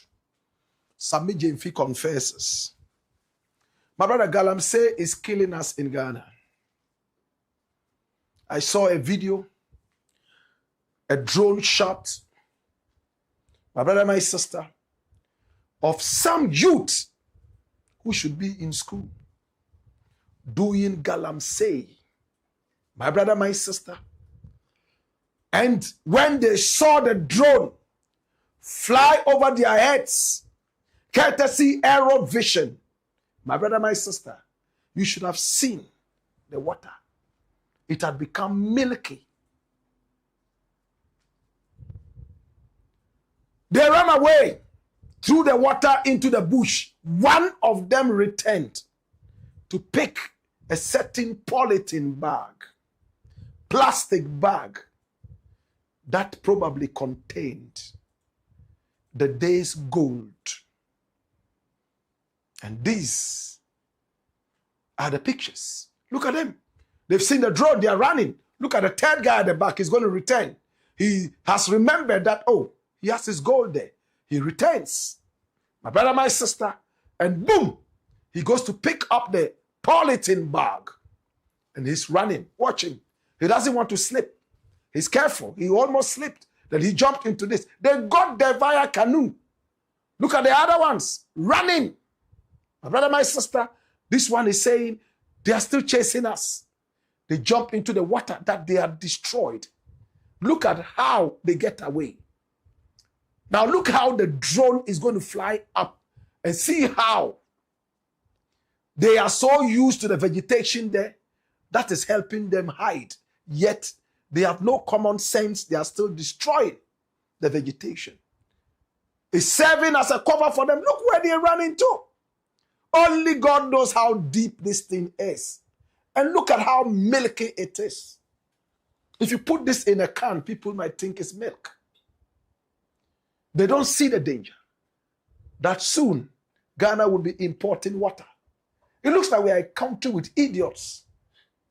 It looks like we are a country that is overly religious, and religion actually is foolishness if we are not able to make use of it and move from religion to spirituality. Black Rasta teach. Come here.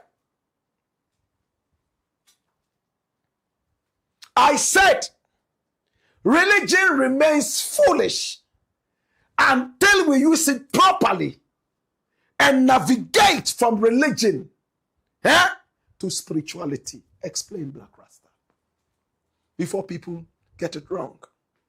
Now, the purpose of religion is not necessarily to run to the mosque or to the church. It is to be able to follow the tenets, the morale of religion. Can I break it down? What is the importance of running to the church? The importance of running to the mosque. Yet you are not at peace with the people you pray with and to the people you meet on the way. You steal from them. You murder people. Religion is telling you don't do all these things. And as you avoid doing all these things, it gets embedded in your DNA. When you continue doing things frequently, they become habitual. As a Muslim, you pray 5 times a day. Even when you are sleeping, without a clock in the room, and it's time for prayer. Something inside you that is more than a clock intuitively clicks that it is time to go pray. True or false? Something that you do habitually. It will come to a time you don't need a clock to deal with that. If you are always waking up by an alarm, a time would come you will rise a minute or 2 before the alarm even goes. You know why? Because your system is used to that. That is how religion transforms you from religion into spirituality. What is the essence of going to the church every Sunday or going to the mosque every Friday and every day when you are screw-faced? You are not kind, you are wicked, you are a thief, you are a rapist. Religion is training you to be able to do all these things so that at a time it becomes part and parcel of you. That is spirituality. My brother, my sister, in our country, it is very difficult for us to traverse religion to spirituality. We remain in religion. They say charity begins at home. Because of that, they want to remain at home forever. But it says it begins at home. It continues the journey to where? Think. Galamsey is killing us. My brother, the average Ghanaian is worse than a pig. No common sense. I won't apologize. It's like a man who sits on a tree branch and is cutting down the whole branch from about 200 feet high. And when he ends up cutting it and he lands and breaks his arms and legs, he says he doesn't understand. There's a witch in his house that has made him do that. How many of us blame religion for our own foolishness?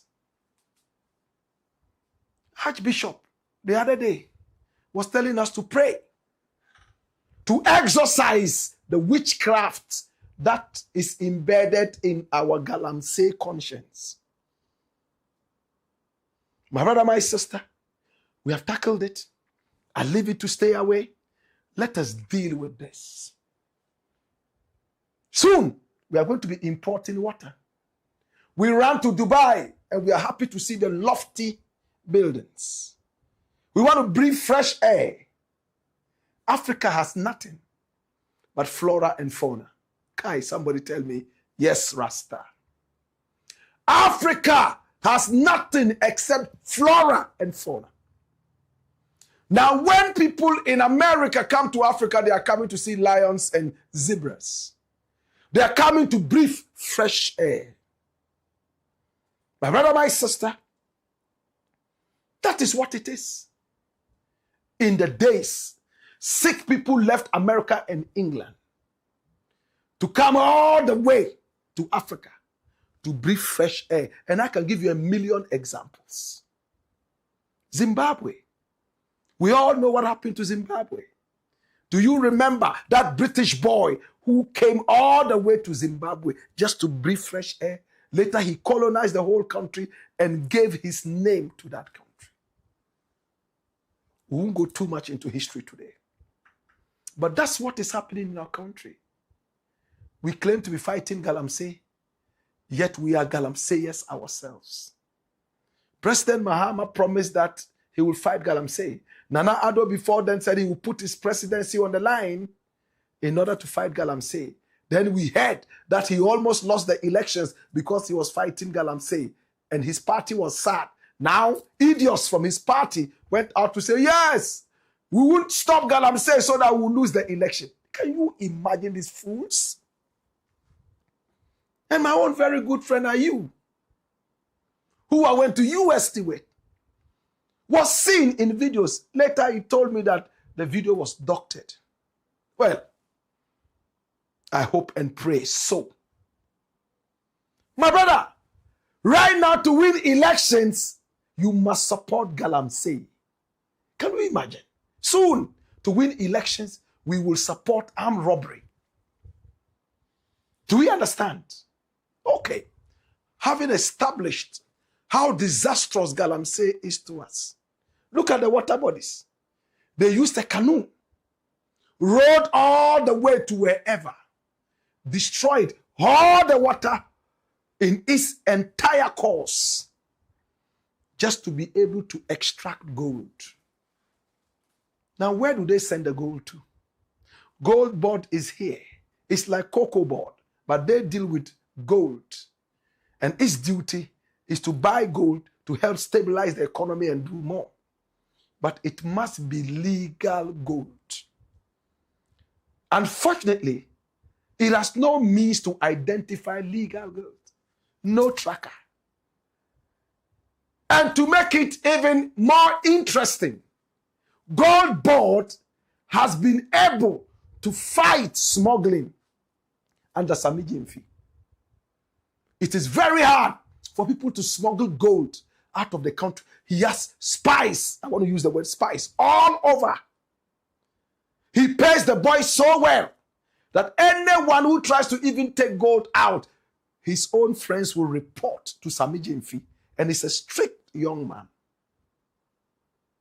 But when they bring the gold to GOLDBOD, does GOLDBOD ask them, this one, is it from GALAMSEY or not? Let us listen to the allegations of Afenyomarkin. What did Afenyomarkin say about GOLDBOD's gold? Watch this. GOLDBOD is all called one. APRO is bad. Now they are saying that they are going to get themselves involved in forex trading. Why? Do they have the license to do forex auctioning, forex, writing to the commercial banks? Is that their responsibility? Do they have a license to do that? Look, one thing, in zaman koye, GALAMSEY no has gotten out of hand. GOLDBOD won't go that water. What if you want more? Small scale miners. Is there a policy by GOLDBOD to distinguish between regularly mined gold and GALAMSEY gold? In your GOLDBOD, a penny no order no okojina a river be in Chenoye press conference. Okache Ghana funyina there won't share the color of the river. Ana nyonoye. Mupocho.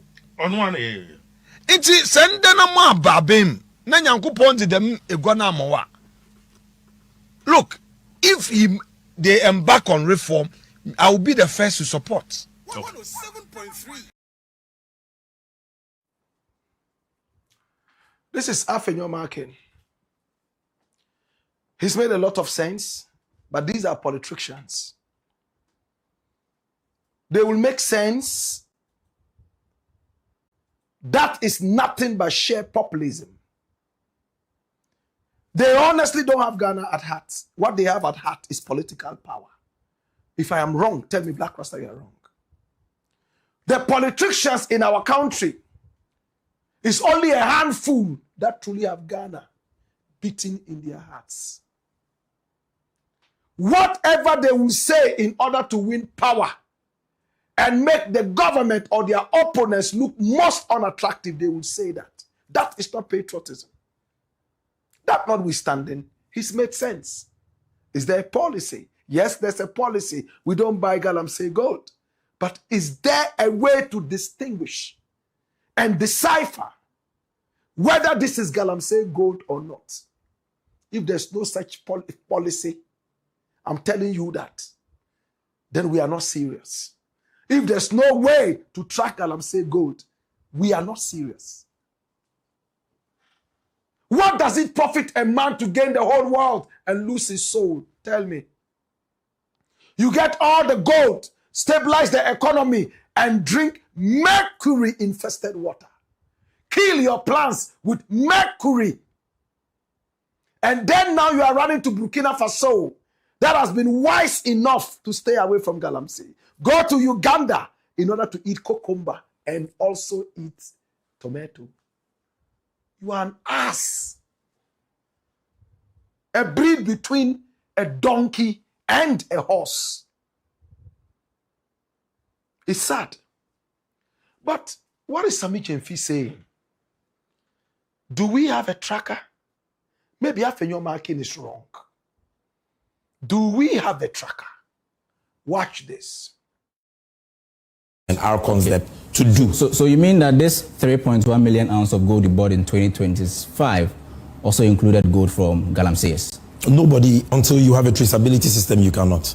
If I gave you, but at the moment, I mean, let me answer. Your institution is the only SOE mandated to buy gold, right, from small scale and ASM. So if you are buying gold from almost everywhere and you indicate that smuggling has reduced because of the program, and it simply means that this 3.1 million also include GALAMSEY gold, right? That can be an assumption you can make. You cannot say that factually. And the reason is that GALAMSEY all over the country. Where are they selling that there are gold? still armed robbers and thieves in town. Are banks keeping monies belonging to armed robbers? No, if you went to Barclays Bank today or ABSA and you ask them which portion of your deposit comes from armed robbers, can they tell you? But I mean, this comparative. I said, can they tell you? The question is because I'm explaining something to you. I'm saying that you can be right to assume that. Okay, but you can only speak to that as a matter of fact if you have the system to detect that. Gold, you must understand how gold is bought. GOLDBOD doesn't go to the market to buy gold. You understand? Aggregators do so. They are not even the aggregators. The aggregators will also finance the tier 2 buyers who will finance tier 1 buyers who will go and buy. So there are about 4 chains of custody that gold will go through before it comes to the GOLDBOD. And when it comes to the GOLDBOD, it comes as 5 kilogram bars. When I get a 5 kilogram bar, how will I be able to know that in this 5 kilogram bar is 10 pounds from Asankregwa, 500 pounds or 1 kilo from Takwa? How will you be able to detect it? So there is no way that I can use my physical eyes to look at a bar and say this bar includes GALAMSEY gold or gold from a responsible. Let's look at your new system. Let's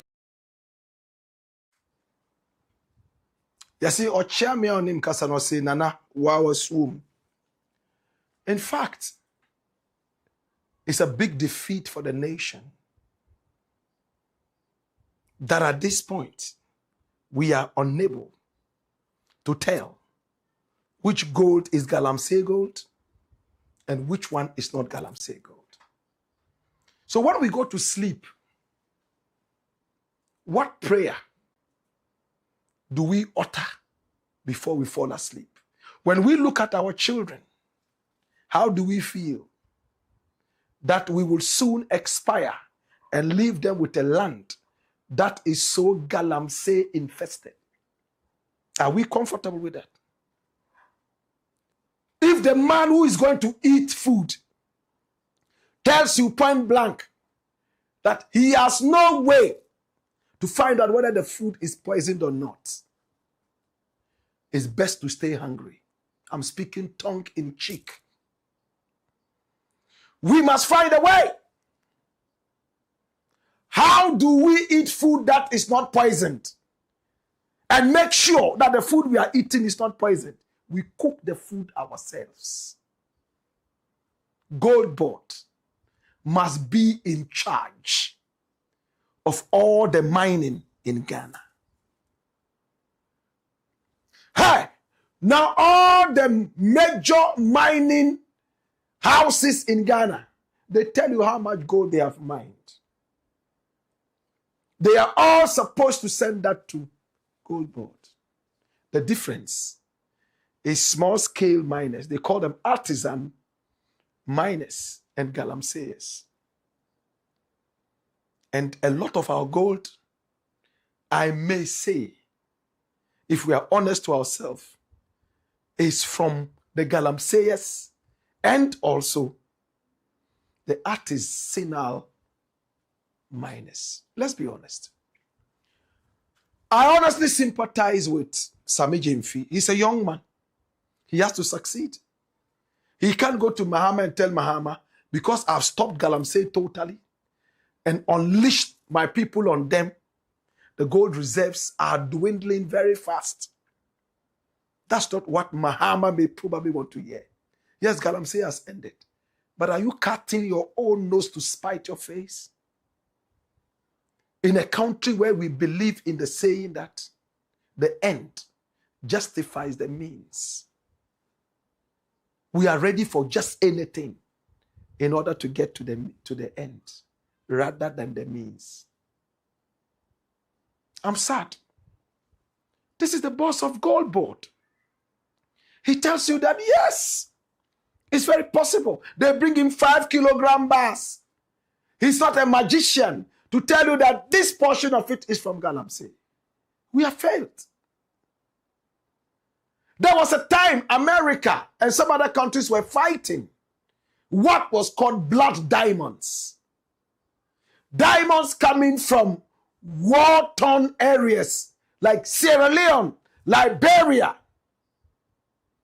Diamonds that were mined by child soldiers and warlords in order to sponsor bloodshed.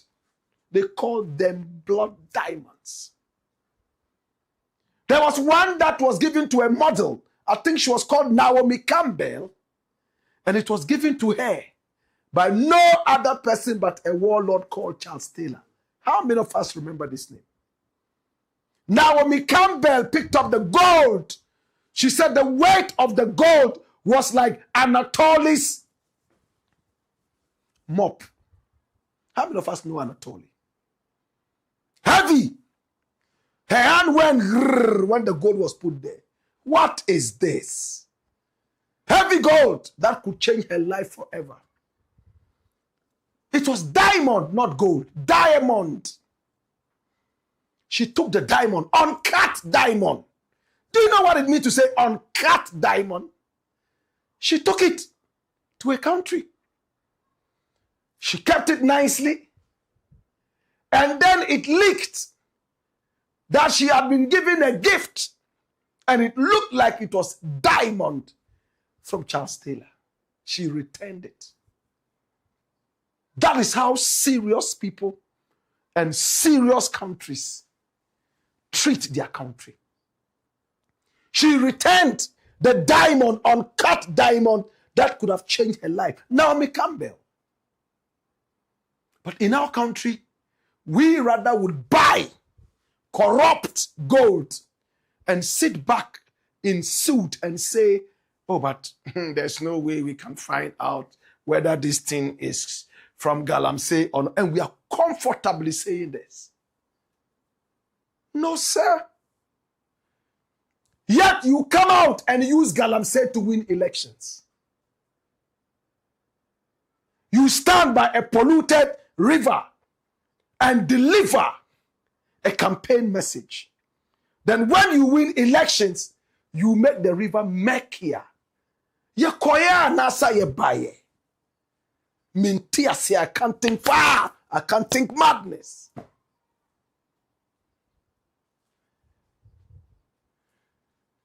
To be very honest with you, if SAMMY GYAMFI had said this in America, said this in England, I am sure that there will be repercussions.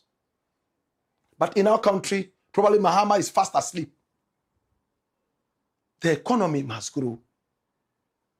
Maybe he wants a third term. So the economy must grow. And stupid Ghanaians are also looking for the economy to grow no matter what. They are not looking at the quality of the economy. They are looking at just the bloatedness of the economy. Kai Blakk RASTA teach them. Come here!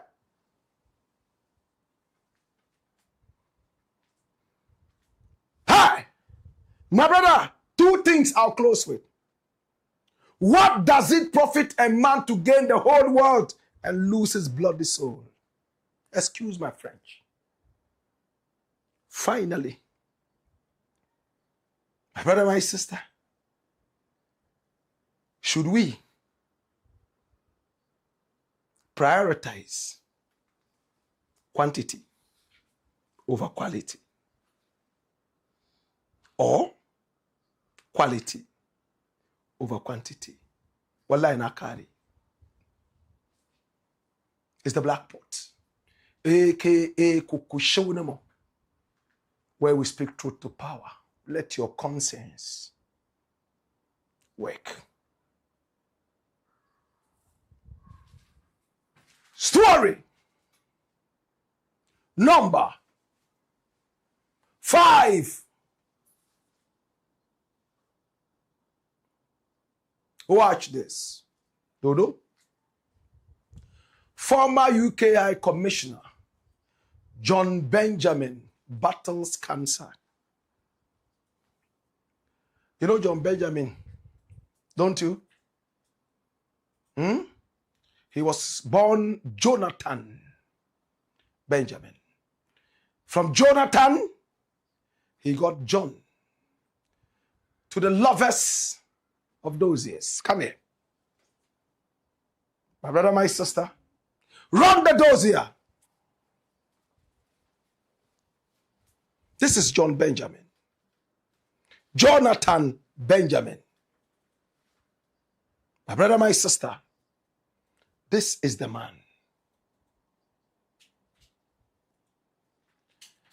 He was the UK High Commissioner to Ghana.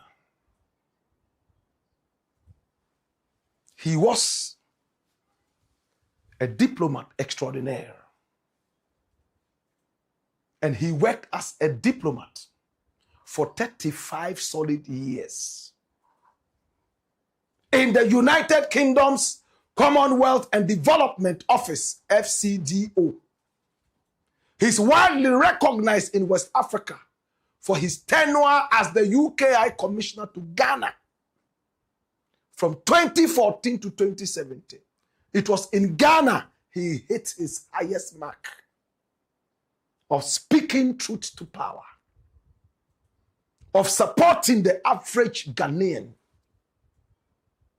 In fact, when he was in Ghana, there was somebody from the Action Chapel who approached him, and he's told this story over and over, who approached him, and he looked hungry, and he asked him, but you are paid quite well.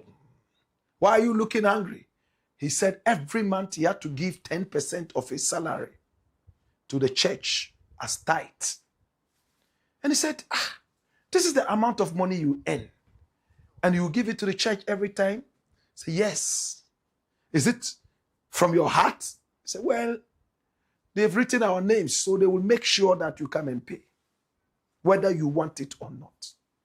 I'm happy to pay, but sometimes I have so many things to do. I want to really keep the money.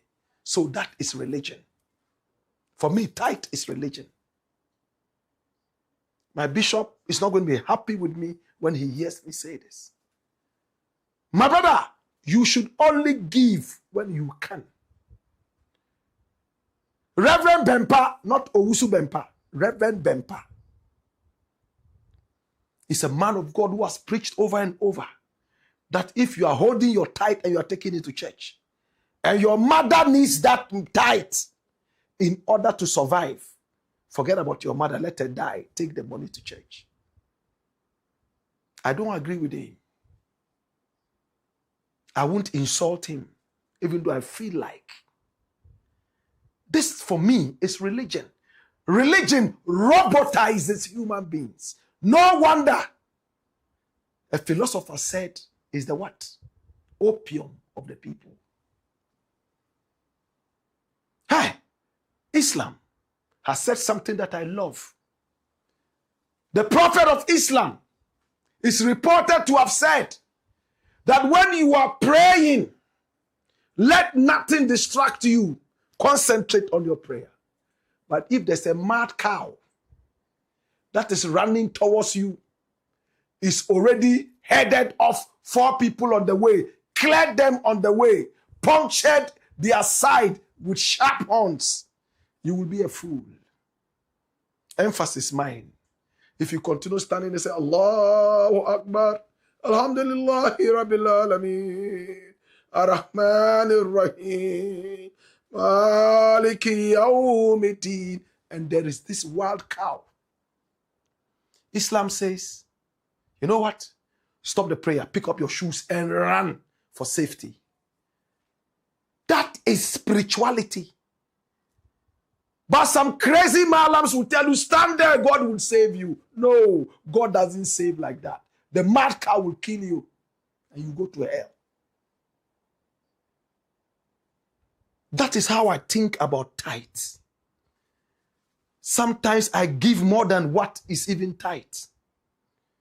Other times I am unable, but I don't tie myself to a certain 10% that whether, I am comfortable enough to give it out or not, I must give it out. And John Benjamin really felt bad for this guy, especially that he said that the Archbishop was using that money to finance his luxurious lifestyle. He's been on the Archbishop over and over. But today we won't go into that. Religion is the opium of the people. When you talk about this, there are some people who are really angry. Tight there, tight to Masa. We are Kojusika. Nyame na ama 90%. Na we say wa nyame 10%. That be nyame na ama 90%. Yate, we don't have a problem with you. But for me, I think that when I have more, I should give more than even the tithe. And if I think that there is something crucial, after all the Bible says, service to man is service to who? I see somebody dying and I take it to which God? What kind of terrorist teaching is this? Excuse my French. I respect your religion. But I think that this is my opinion. Can I tell you something? Now, this is John Benjamin. Run the dossier and get to know him better. Yes, in Ghana, he reached the top. He was born on January 19, 1963. He's 11 years older than me. He studied German, Swedish, and international relations at the University of Surrey. John Benjamin joined the British diplomatic service in 1986. My brother, I was only 12 years young. And he had been there for 4 decades, 40 years and more. He is a born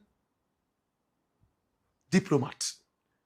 He was the head of the Human Rights Policy Department from 2002 to 2005 and head of the Zimbabwe Emergency Unit. Yes?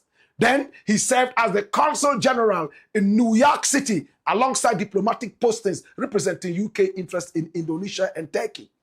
His first major ambassadorial role took him to Ghana. First major. Listen, he came to Ghana from 2014 to 2017.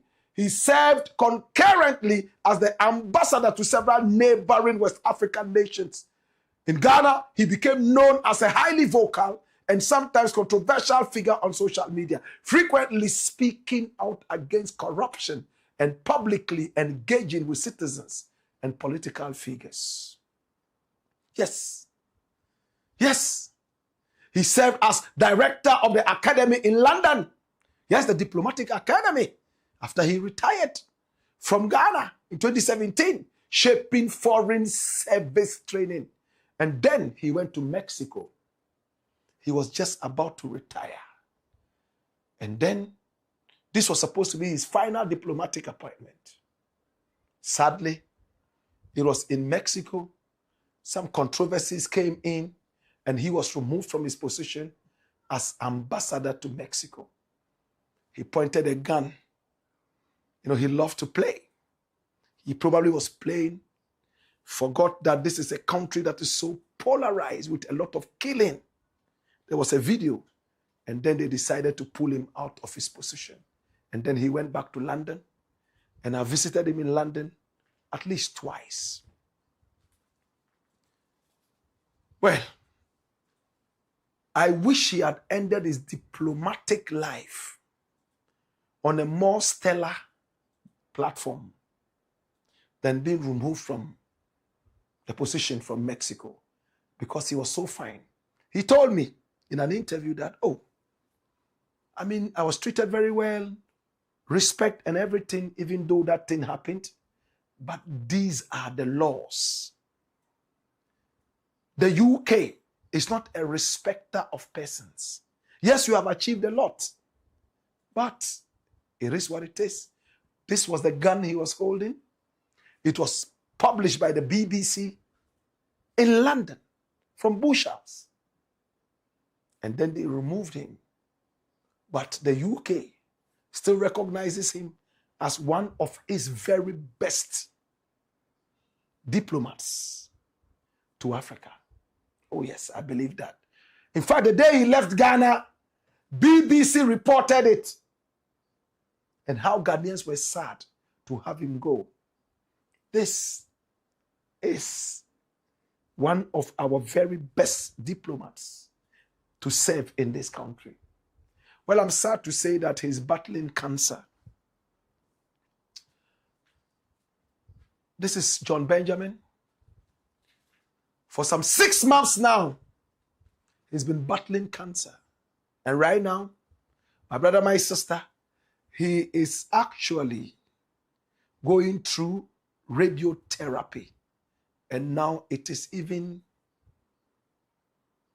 on a daily basis. This is John Benjamin, early stages. When he broke the news, I asked him if I could mention it. He said, yes. We don't only mention good news. When the news that is not seemingly good also comes up, it's part of our journey. We need to put that out. I said, are you sure, John? He said, Blakk Rasta, tell your listeners that this is what I'm going through. He's not a man who believes in God. He believes that when you come, you serve diligently, you die and you go. How many of you believe in that? He doesn't believe in tithes. He doesn't believe in Jesus. He doesn't believe in Muhammad. He doesn't believe in anything God. But he believes in integrity. He believes in service. And he believes in kindness. Which is more important? But religion teaches all these things. For him, he doesn't need religion to know that he has to serve in integrity, in honesty, and in kindness. 6 months of cancer. He told me, put it out. I don't believe in religion. I don't believe in prayer. But maybe, who knows, for the first time, prayer might work for me. We wish John Benjamin all the best in his battle with cancer. And it's our prayer that he will come out good so that we can continue talking to him and more. Oh yes, it's the Black Pot, aka Kukushownemo. And here we speak truth to power. Story number 6. Watch this. Hidden agenda to destroy. SAMMY GYAMFI names his 3 NPP enemies. We all know SAMMY GYAMFI. He was born in 1985. He's the boss of GOLDBOD. Many people see him as a crazy philanthropist. He is extraordinarily kind. Any dark hole he enters, he shines nothing but light.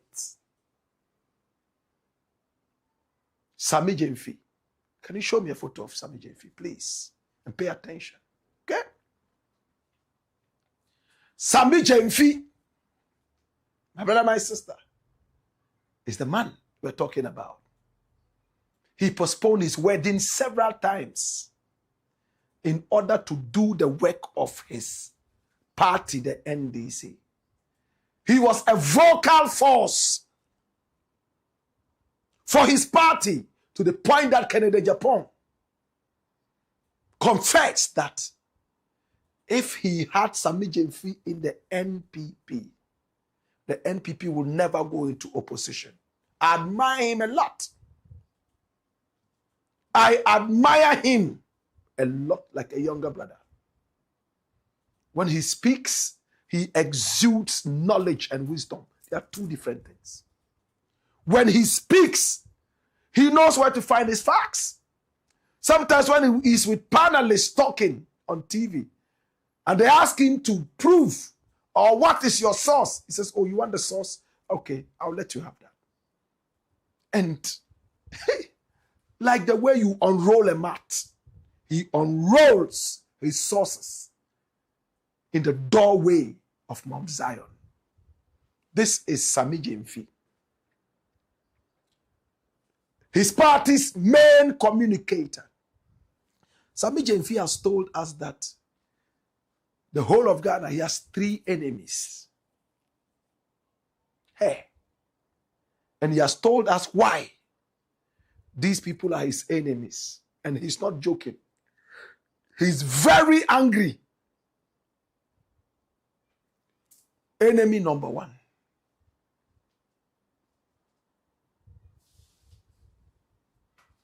Enemy number 1.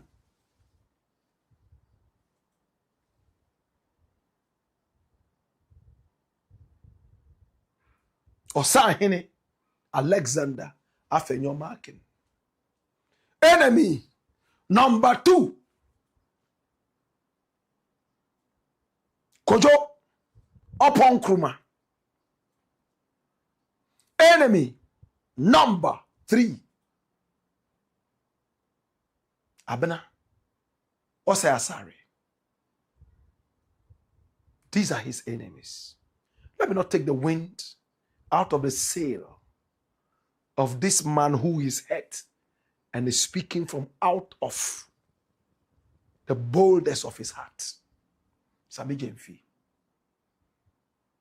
He spoke. Watch this. There is a deliberate disinformation agenda against SAMMY GYAMFI and the GOLDBOD by people who think that SAMMY GYAMFI is the reason why SAMMY GYAMFI and others are the reason why they are in opposition. So it is time to pay SAMMY GYAMFI back. And the leaders and champions of this disinformation campaign are the likes of Afenyomakin, Abna Osayasare, Kwejo Ponkroma, you know them. So when you hear them say anything, please come and check with us, because none of the things they say is true. But you see, on the floor of parliament, they are covered by parliamentary immunities. If they make those allegations against me in the media, I'll sue them, and they know it, and they can't. And they know that if they invited me to parliament and they televise it, they will be exposed that what they are saying are lies. And that is why they cannot invite. And they are saying they want a special committee to do a probe. You have a committee on economy, a committee on finance, okay, a committee of parliament on lands and mines. You can invite any CEO to appear before you to answer questions. You don't need any special committee. The Kwejo Ponkroma is ranking member for the Committee of Economy. Intikaya can say, I will say, Aboke. Now Monday, you bring an invitation. Then I come. The committee wants to delve into GOLDBOD losses. Now, GTV afa. Then we see who is truthful. But they will not. They will say that, majority is blocking their motion. But why won't they block it? Because it's a useless motion. You already have the opportunity through the committee system. If you go to, I'm not a parliamentarian, but I know that every parliamentarian says this. Parliament works in committees. Austin, one says assembly. Yeah, that's true. Alfred, one say that. Yes. Why can't they invite me? So deliberate disinformation. So listen to me. Yeah, I don't have any sad bodyguard. This gentleman is a licensed tier 2 buyer. And because we don't look at people's political colors, I mean, we give licenses to any Ghanaian who is qualified. And I don't even see them because our license system is digital. You don't even, I've signed more than 1,000 licenses. I'm not sure I've met face-to-face 99% of the licenses, unless at public, our, stakeholder engagements that I will see people in groups. And I don't know them by name and by their company. So I don't know him. But a complaint was lodged with us by one of our aggregators, Bower Rock. We have 2 aggregators now, but one of our aggregators, which is Bower Rock, that This gentleman's company, Dominic Bonsu Ventures, and another company called, and another person, called Della, also another tier 2 buyer, also lodged a complaint against one guy called Raymond, who owns a company called Makud. Now they've taken monies from them to buy gold, and they have not supplied the gold, and they are not closing the accounts because Gold Board has given guidelines on trading. And the guidelines say that if you receive funding from another licensed buyer, be it aggregator or tier 2 buyer to buy gold, within 48 hours, you must close your account, meaning you must give the commensurate quantity of gold for the money you took to that person who gave you the money, or you must return the money. And they said it's been 3 weeks, they have not gotten their money. Okay. Now, Gold Board doesn't give money to Dominic Bonsu. Gold Board doesn't give money to Mark Wood. We don't deal with them. Okay, we don't deal with them. So this is what lawyers call privity of contract. It's a doctrine and a contract law that says that there are only the parties to a contract who sign the contract can enforce the rights and obligations under that contract. So if it was purely a civil matter, it would be between Bower Rock and McWood Ventures and Bower Rock and Bonsu. Because Bower Rock was the one who dealt with them. Okay. Because for Bower Rock and the other aggregator, IB Impex, they are the only two people who receive money directly from the Gold Board and who have contracts with the Gold Board. And Bower Rock reconciles his account with Gold Board every month. And so, Austin, check your WhatsApp. I'm giving you a lot of exclusives. I've given you a one-page document. It is the July 2026. July, we're in August. July 2026 accounts between Gold Board and Bower Rock, our aggregator. And you will see, please share it for people to see. You will see that as at 31st July, Gold Board had given Bower Rock 96 billion 193 million 245,542 cedis, 0.55 pesos. So, to cut it short, 96.1 billion. How much gold has he supplied and what is the value? Well, Sammy JV has made it clear. His enemies are 3. Maybe you mention more later. Kojo Ponkruma, Afenyoma King, and then Abna Osea Sare. And why they don't like him is that they believe that he is the cause or one of the major causes of their being in opposition. So they are going around telling lies to destroy him. Yet they are not ready, they are not bold enough to invite him to parliament, to call their bluff. I like Sammy JMF when he talks like this. Call me to the parliament house. Let's put it out on TV. The last time I checked, Upon Nkrumah was running away from him. He had developed cold feet. He's a lawyer and a politician. Talking about Sammy JMF, I hear he was actually born in 89 and not 1985. So he's that young and brilliant. We celebrate people like that. We can't celebrate corrupt people. We celebrate excellence. He says his enemies are 3. And the enmity is coming from the fact that they believe he sent them, he and a few others sent them into opposition. What do you think? It's the Black Pots, aka Kukushonemo. And here we speak truth to power. When we return, we have a final exclusive. Hey ya! Hey yo! Kai! Wayo! Kogu!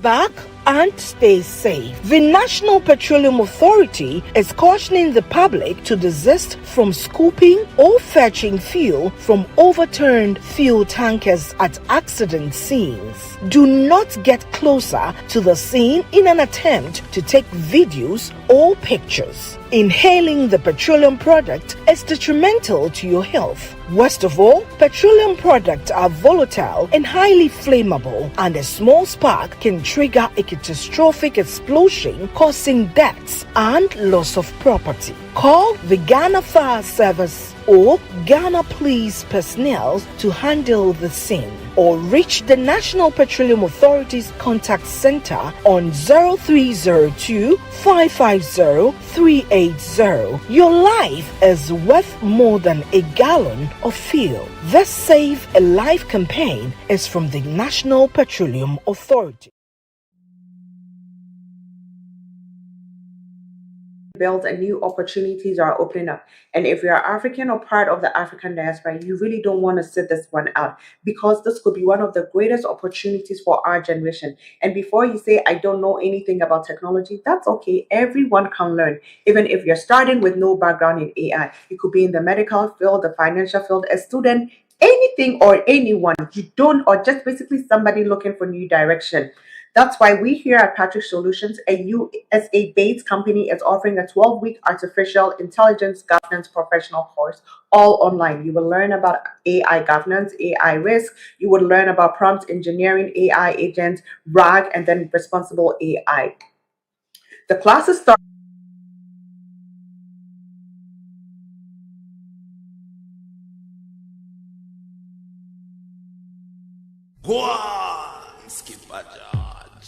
Blackpot. Kokusho. It's the Black Pot, aka Kukushonemo, where we speak truth to power. At this point, I want to say thank you so much to our sponsors. Yes, Tesoro Oriente. Turn every single shower into a royal experience. Millennium Insurance, your trustworthy partner. And, of course, NPA. Stay back, stay safe. PATRIOT Solutions. Yes, this is your answer to poverty. This is a Black Pot, aka Kukushonemo.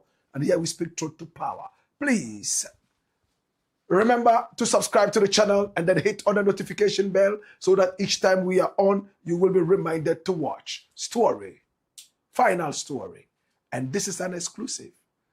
Number 7. Watch this. Breaking. DVLA boss Julius Neequaye accused of murder of neighbor. And this is breaking news. Now, Julius Neequaye, my brother, my sister, is the boss of the DVLA. We all remember him when he appeared in Parliament. And in Parliament, Abna Asari grilled him. And then later, there was a truce. One offered an apology right there in the Parliament House. And because of the severe public backlash, Abna also offered an apology to the DVLA boss. This is Julius Neequaye. He's a lover of reggae music and consciousness. Since he became the boss of the DVLA, so many things have happened there. And many have critiqued him. Others have also praised him.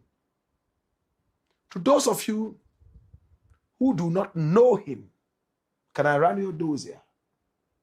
Come here.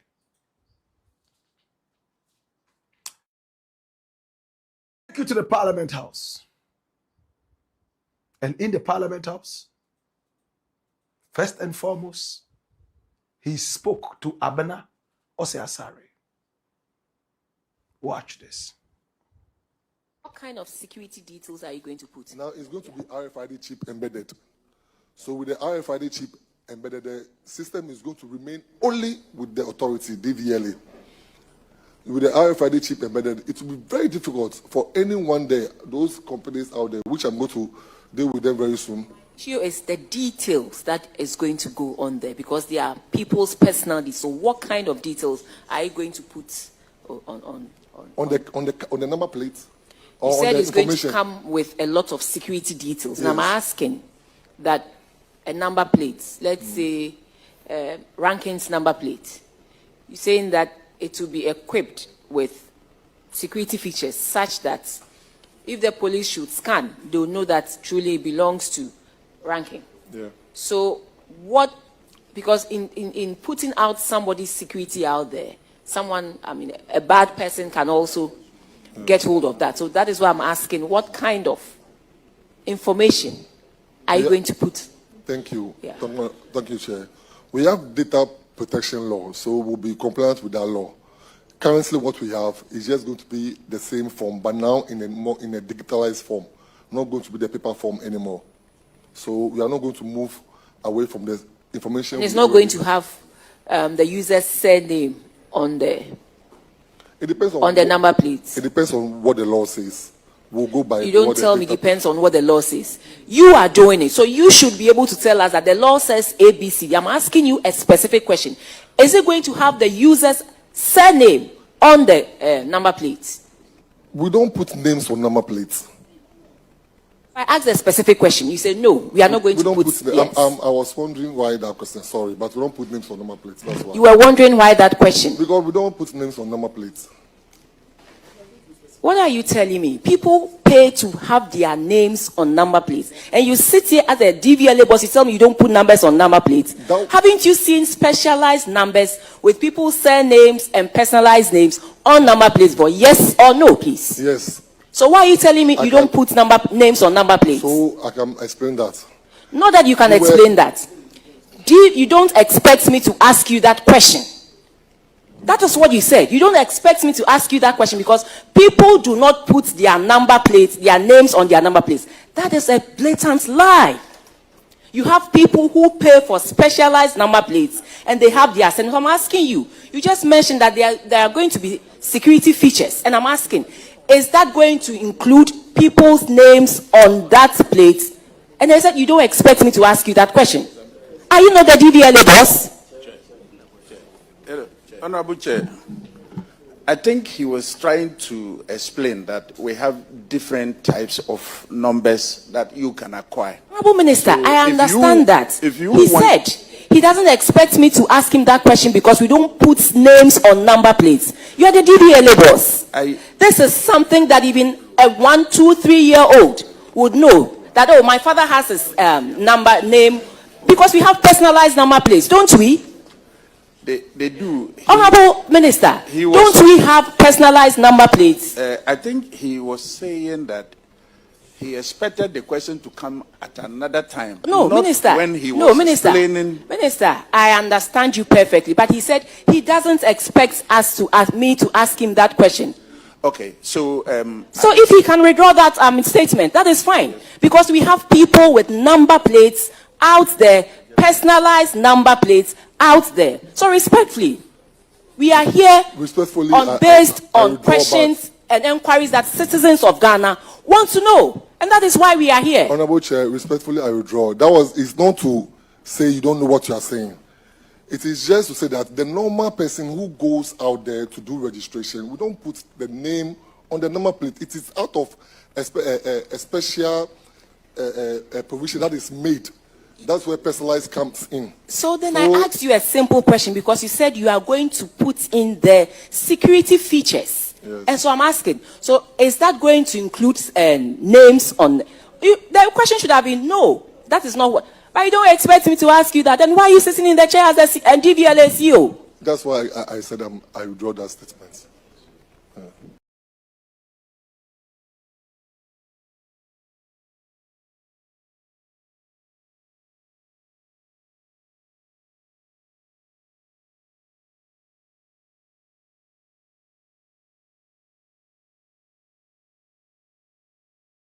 Very, very hotbed. Ghanaians are seeing something different happening. Once in a while, a controversy, but they override that and then move into more positivity. He's one of the most talked about bosses of the DVLA since its establishment. To those who don't truly know him yet, he's an Osu boy. Run the doors here. He's an Osu boy. Popularly known as Logas, or the grassroots chief of staff. He's a prominent Ghanaian public policy expert who serves as the chief executive officer of the Driver and Vehicle Licensing Authority, DVLA. Appointed in January 2025, his rapid climb from national service personnel to the head of authority has made him a widely discussed figure in Ghanaian public administration. So you see that? He was born on May 29, 1987 in Osu. Please note Osu. Accra. Corte's background includes a mix of creative interest and extensive academic training in the social sciences. He's an alumnus of St. Thomas Aquinas Secondary School. He holds a BA in psychology and sociology from the University of Ghana. He holds multiple master's degrees, including an MSc in public policy and management from the UCC, University of Cape Coast, and an MA in leadership and governance from GYAMFI, and an MA in sociology of peace and security. Yes, Corte has over a decade of experience with DVLA. He's been working there till now that he's been made the boss. Now, beginning as a national service person from 2012, he became a permanent staff member in 2016 and briefly served as a compliance officer at the SNIT before returning to the DVLA. A key figure in the NDC, he is the constituency vice chairman of Clotte Colley. Listen, and this is going to feature again. Clotte Colley. Who sits there? Do you know who the MP is? And he is the vice chairman. Do you know? It's Rawlings' daughter. True? True? Now he was appointed as CEO by President Mahama in January 2025. He has focused on modernizing the authority, implementing reforms like SMS notifications for renewals and aligning driver's license expiration with birth dates. Under his leadership, the DVLA has been recognized for digital transformation, and Corte was named outstanding CEO in the state-owned enterprises at the 2026 Africa Government Summit. This is the man we're talking about. But right now, as it stands, there is a murder case hanging around his neck. We saw a video circulating on social media from an angry son who said this man had killed his father. And we thought it probably was a joke. And when we followed it up, hey, there's some truth surrounding this story. Now, this gentleman lives in Croatia, and he made these utterances in a video, circulated on social media. Watch this. But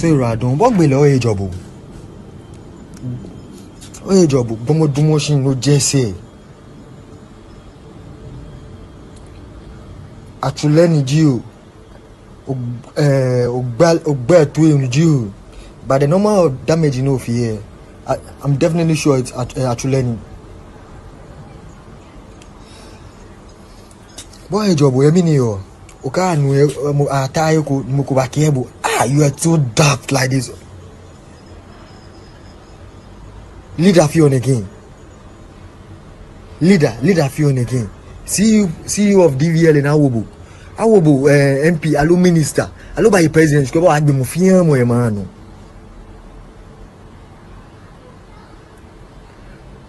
Aye loli an jolly. Ko MPPB o ko wale awodo no ba gbalema etan ne kan shmo no ke la ke. O loli ko meti e be bi e. O tun e kan mi ko ba ji no ba twale. No gbe na we. Ikeke je ne change kokolo le o ba challenge ko don legbe. Oyira don wa job onu oyira don. Boko ni e bi ni kwe.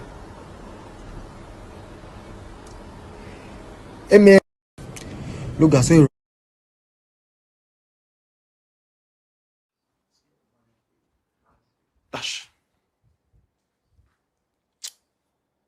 Dash. My brother, my sister, this gentleman spoke in Ghana. Now, I am told what he said is very simple. Thank you for killing my father.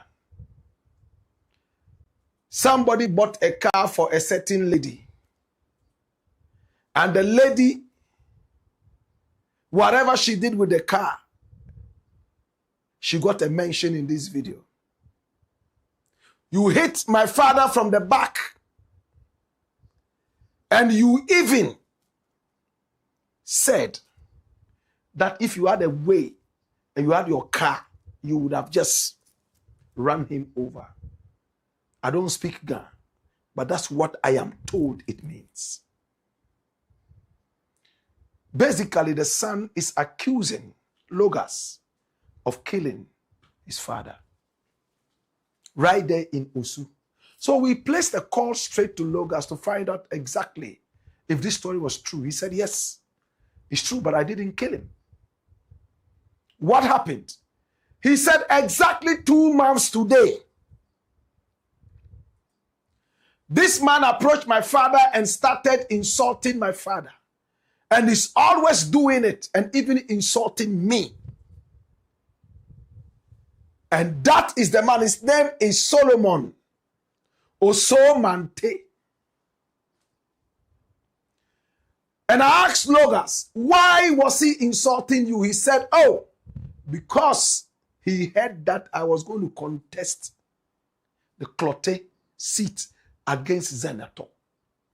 And because of that, he has been so angry with me. And anytime he sees me, he insults me. On this day, he was insulting my father. One of his family members called T.T. Raga even tried to blackmail me and try to get 2 cars for me because they hear that I am kind. So they wanted to use whatever it was to blackmail me to give 2 cars. And when I saw this man on the day insulting my father, he was approaching me and I pushed him.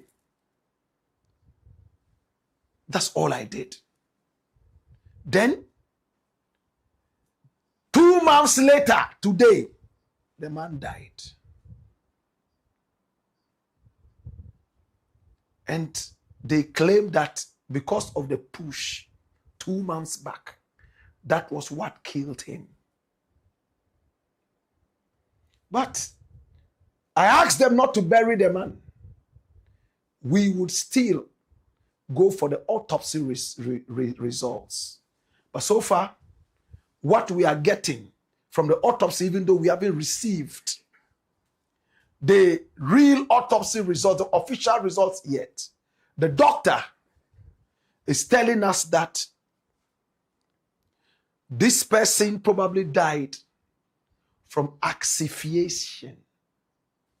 Asphyxiation and pneumonia. He ate food and it choked him and he struggled with the food and then he passed on. This man was also said to have some kind of tumor and was asked to come to the hospital over and over for a surgery. But he said he was afraid. He always postponed it and never went.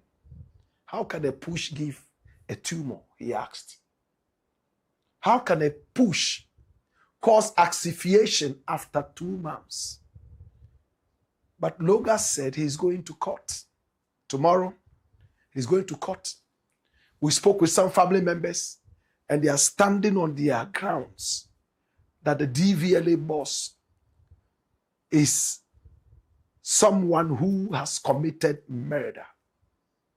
He has killed Solomon Osomante. They claim he hit him at the back with a big hefty blow. And looking at his age, he fell. And when he was sent to the hospital, he never recovered. He died. But the DVLA boss tells us that this gentleman died after 2 months of the push, and that he provoked him to push him by constantly insulting him and insulting his father and trying to get the family to blackmail him and get 2 cars from him. According to him, one of the family members is actually married to his own niece. My brother, my sister, this is breaking news. So we're going to follow it up with updates. But as it stands right now, the DVLA boss says he's going to court tomorrow, and that he's armed with the autopsy results, and that would be what he would use as evidence in court. Well, sad news. The man has passed on. He died. Was it a blow? Was it a push or a slap? As alleged by the son of Solomon Asomante. He claims that you are just a DVLA boss. If you were a minister or a president, then what would you have done? Did he do it? Did he not do it? Well, I'm glad they are going to court. Evidence will be tendered in, and at the end of the day, justice will be delivered. To the bereaved family, we say, Yemamuyako. And to Logos, I'm glad that you are going to court. We wish you all the best, and we hope that the courts will be able to resolve this amicably as we follow up on this case. Is the Blakk Pot, aka Kukushonemo, and here we speak truth to power. Our numbers are still scrolling on the screen. Pick up the numbers and do business with us. Maybe you have a story you want us to follow up on. We are more than just excited to do that for free. And remember, before you leave the platform, subscribe to the channel and hit on the notification bell so that each time we are on, you will be reminded to watch. Well, at this point, I would like to see your comments, and we are done for the day. Okay? Send your comments via Facebook. Let them also come via YouTube. Okay? All right? And remember, this is the Blakk Pot. We are the biggest online when it comes to patriotism, Pan-Africanism. This is where the truth lives. Okay? So let's see your comments. And let them come via YouTube. Let them come via Facebook. Now we have Kwajofiagbe. Says Blakk, we are here again. Osaibedu says, come here, the Blakk Pot, aka Kukushonemo. Godwin Mauduji Agbemafle says, Amu of Fire. Sedu Isaka says, Rasta, what's up? From Tokyo. Osaibedu says, big up Black Rasta. Michael Ahedo says, good job. Albert Nene called it take says, thanks for your educative program. Kamshina Zaid says, Black Rasta, Mu of Fire. More comments. Franklin Safu says, good evening, boss. Allow me to deviate from today's topics and talk about the Rasta issue from yesterday. I honestly don't know and understand what we Rastas have done to deserve all this hate from Ghanaians and from some Ghanaians and sometimes the police. Now, in all my adult life, I remember being stopped and searched just once. But when I started growing my hair in the year 2020, almost everywhere I went, the police would search me as if they have gotten an intel that I have something illegal on my person. I nearly tried to mobilize the few Rasta people I know so that we could demonstrate and ask the police what we have done to be marginalized in that manner. Even worse, at the older generation, they will look at you as if they have some hard evidence of you doing something evil. We have to do better as a country. Salute. Well, it's sad. I mean, when I was growing my locks earlier, I would not say that I went through that kind of prejudice. maybe because I was a young Rasta and I didn't go out that much. Of course, now that almost everybody knows me in this country, I don't go through that. But I must say that I have friends who go through that prejudice. And as you said, we have to do better as a country. That is prejudice, racism. More comments coming in. Thank you so much, Franklin Safo. We appreciate this one. Henry Atia says, greetings, Blakk. How was your day? Raskaba says, it is a Blakk pot, a.k.a. Kukusho. More respect to you, my big brother, Professor Blakk Rasta himself. May the Almighty Allah keep protecting you, inshallah. Henry Atia says, greetings to the good people of Bolgatanga for NPP, never again. Raskaba says, Atta AKYEA is a joke. He knows nothing. I tell you, he always keeps joking. But the law is the law. Simple. Nana Kofi Poku says, good. Amateur Michael says, hey, our country or nothing. All right. GH says, greetings, Blakk. We are live. Warrior, country or nothing. Blakk, speak truth to power. Rap Thunder says, welcome, legendary Blakk. Paula Jones says, warrior. Clement K. Frimpong says, Royal Oud. And then, Mubash Shushu is smiling. J. Lastman says, Anula Mba, please think of this. We need you in the Parliament House or the AG's office or the Justice team. I will. Okay. J. Lastman says, your resistance to our national politics, we need you there to make a big change for us, the common people. Okay. To make common sense. Okay. J. Lastman says, what should be your qualification or education to join this AI and what's the cost? Yeah, please go on the website. You don't need anything. You should just be interested. That's all. You don't need to be educated. You don't need to, you don't need that. You will be taught how to navigate. All right? All right? So Derek Carney says, thank you for the good work, Blakk Rasta. Thank you so much. We appreciate you. More comments coming in. We have Ebenezer Ando says, more fire. Felix Kwabla Fiabu says, Blakk, to be honest, I am not sure if there's something that they can use to identify the difference between the illegal and the legal gold. There is. The tracker. That's what they use to identify the blood diamonds. Maybe I forgot to add that. Yes, it is possible. Oh, yes. Tete Abraham says, ask Afenyo what kind of gold they are buying for gold for oil. And then Azongore says they are just looking for an opportunity to strike, but there's no way. All right. Then we have Ni Odate Mills says, good evening, Blakk. Afenyo is slowly becoming the most hated politician of our time. Eric Lopez Abankwa says, Blakk, you and me have always mentioned the behavior of Smith for not picking up calls and his arrogance. Maybe his nemesis is about to catch up with him for all these allegations. Felix Kwamla Fiabu says, good evening, Blakk Rasta. I don't know if Ghana was the only country in Africa or West Africa that has all the natural resources, especially gold, that our leaders have refused to put measures in place for the miners. All right, so we'll take one more and we are done for the day. Moses Kibangbang says, great leadership by the AG. I really like the style of the AG.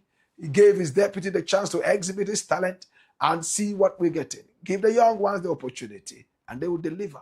Jack Bida says, all the people around Bahama, 90% of them are corrupt. But he still decided to appoint them. How do you know that? A.B. Kumasa says, remove this Victor Smoot and jail him. No room for such dirty-minded idiots. How do you know he's dirty-minded? And how do you know he's an idiot? It's just an allegation, okay? And then he says, we thought we sent a pope to head the U.S. embassy, not knowing he's a real Satan. Are you sure? McDonald, Mad Dog, says the person appointed before Victor was the corrupt one. Hajia Alima was there before Victor. Blakk might be getting some key things wrong. No. We have spoken about Hajia Halima is gone. John Benjamin alleged from the allegations he had that the present Ghana ambassador to the US Who is the present? It's Victor Smith. And he was in the UK as well. He gave us enough clues, so we cannot make any mistakes, okay? After losing 8 lives, you can't tell which gold is Gala gold. Does it mean you don't know the source of the gold you buy? Come again, bro. Or this will be a huge blow to our fight against Gala. All right? Well, at this point, I want to say thank you, Dash. Thank you so much. We appreciate you and we love you. It's been a long day. Yes, we had so many exclusives today. Thank you. We appreciate you. We catch you again tomorrow, same time at 6 p.m. Until then, hey-ya, hey-yo, wayo, come on.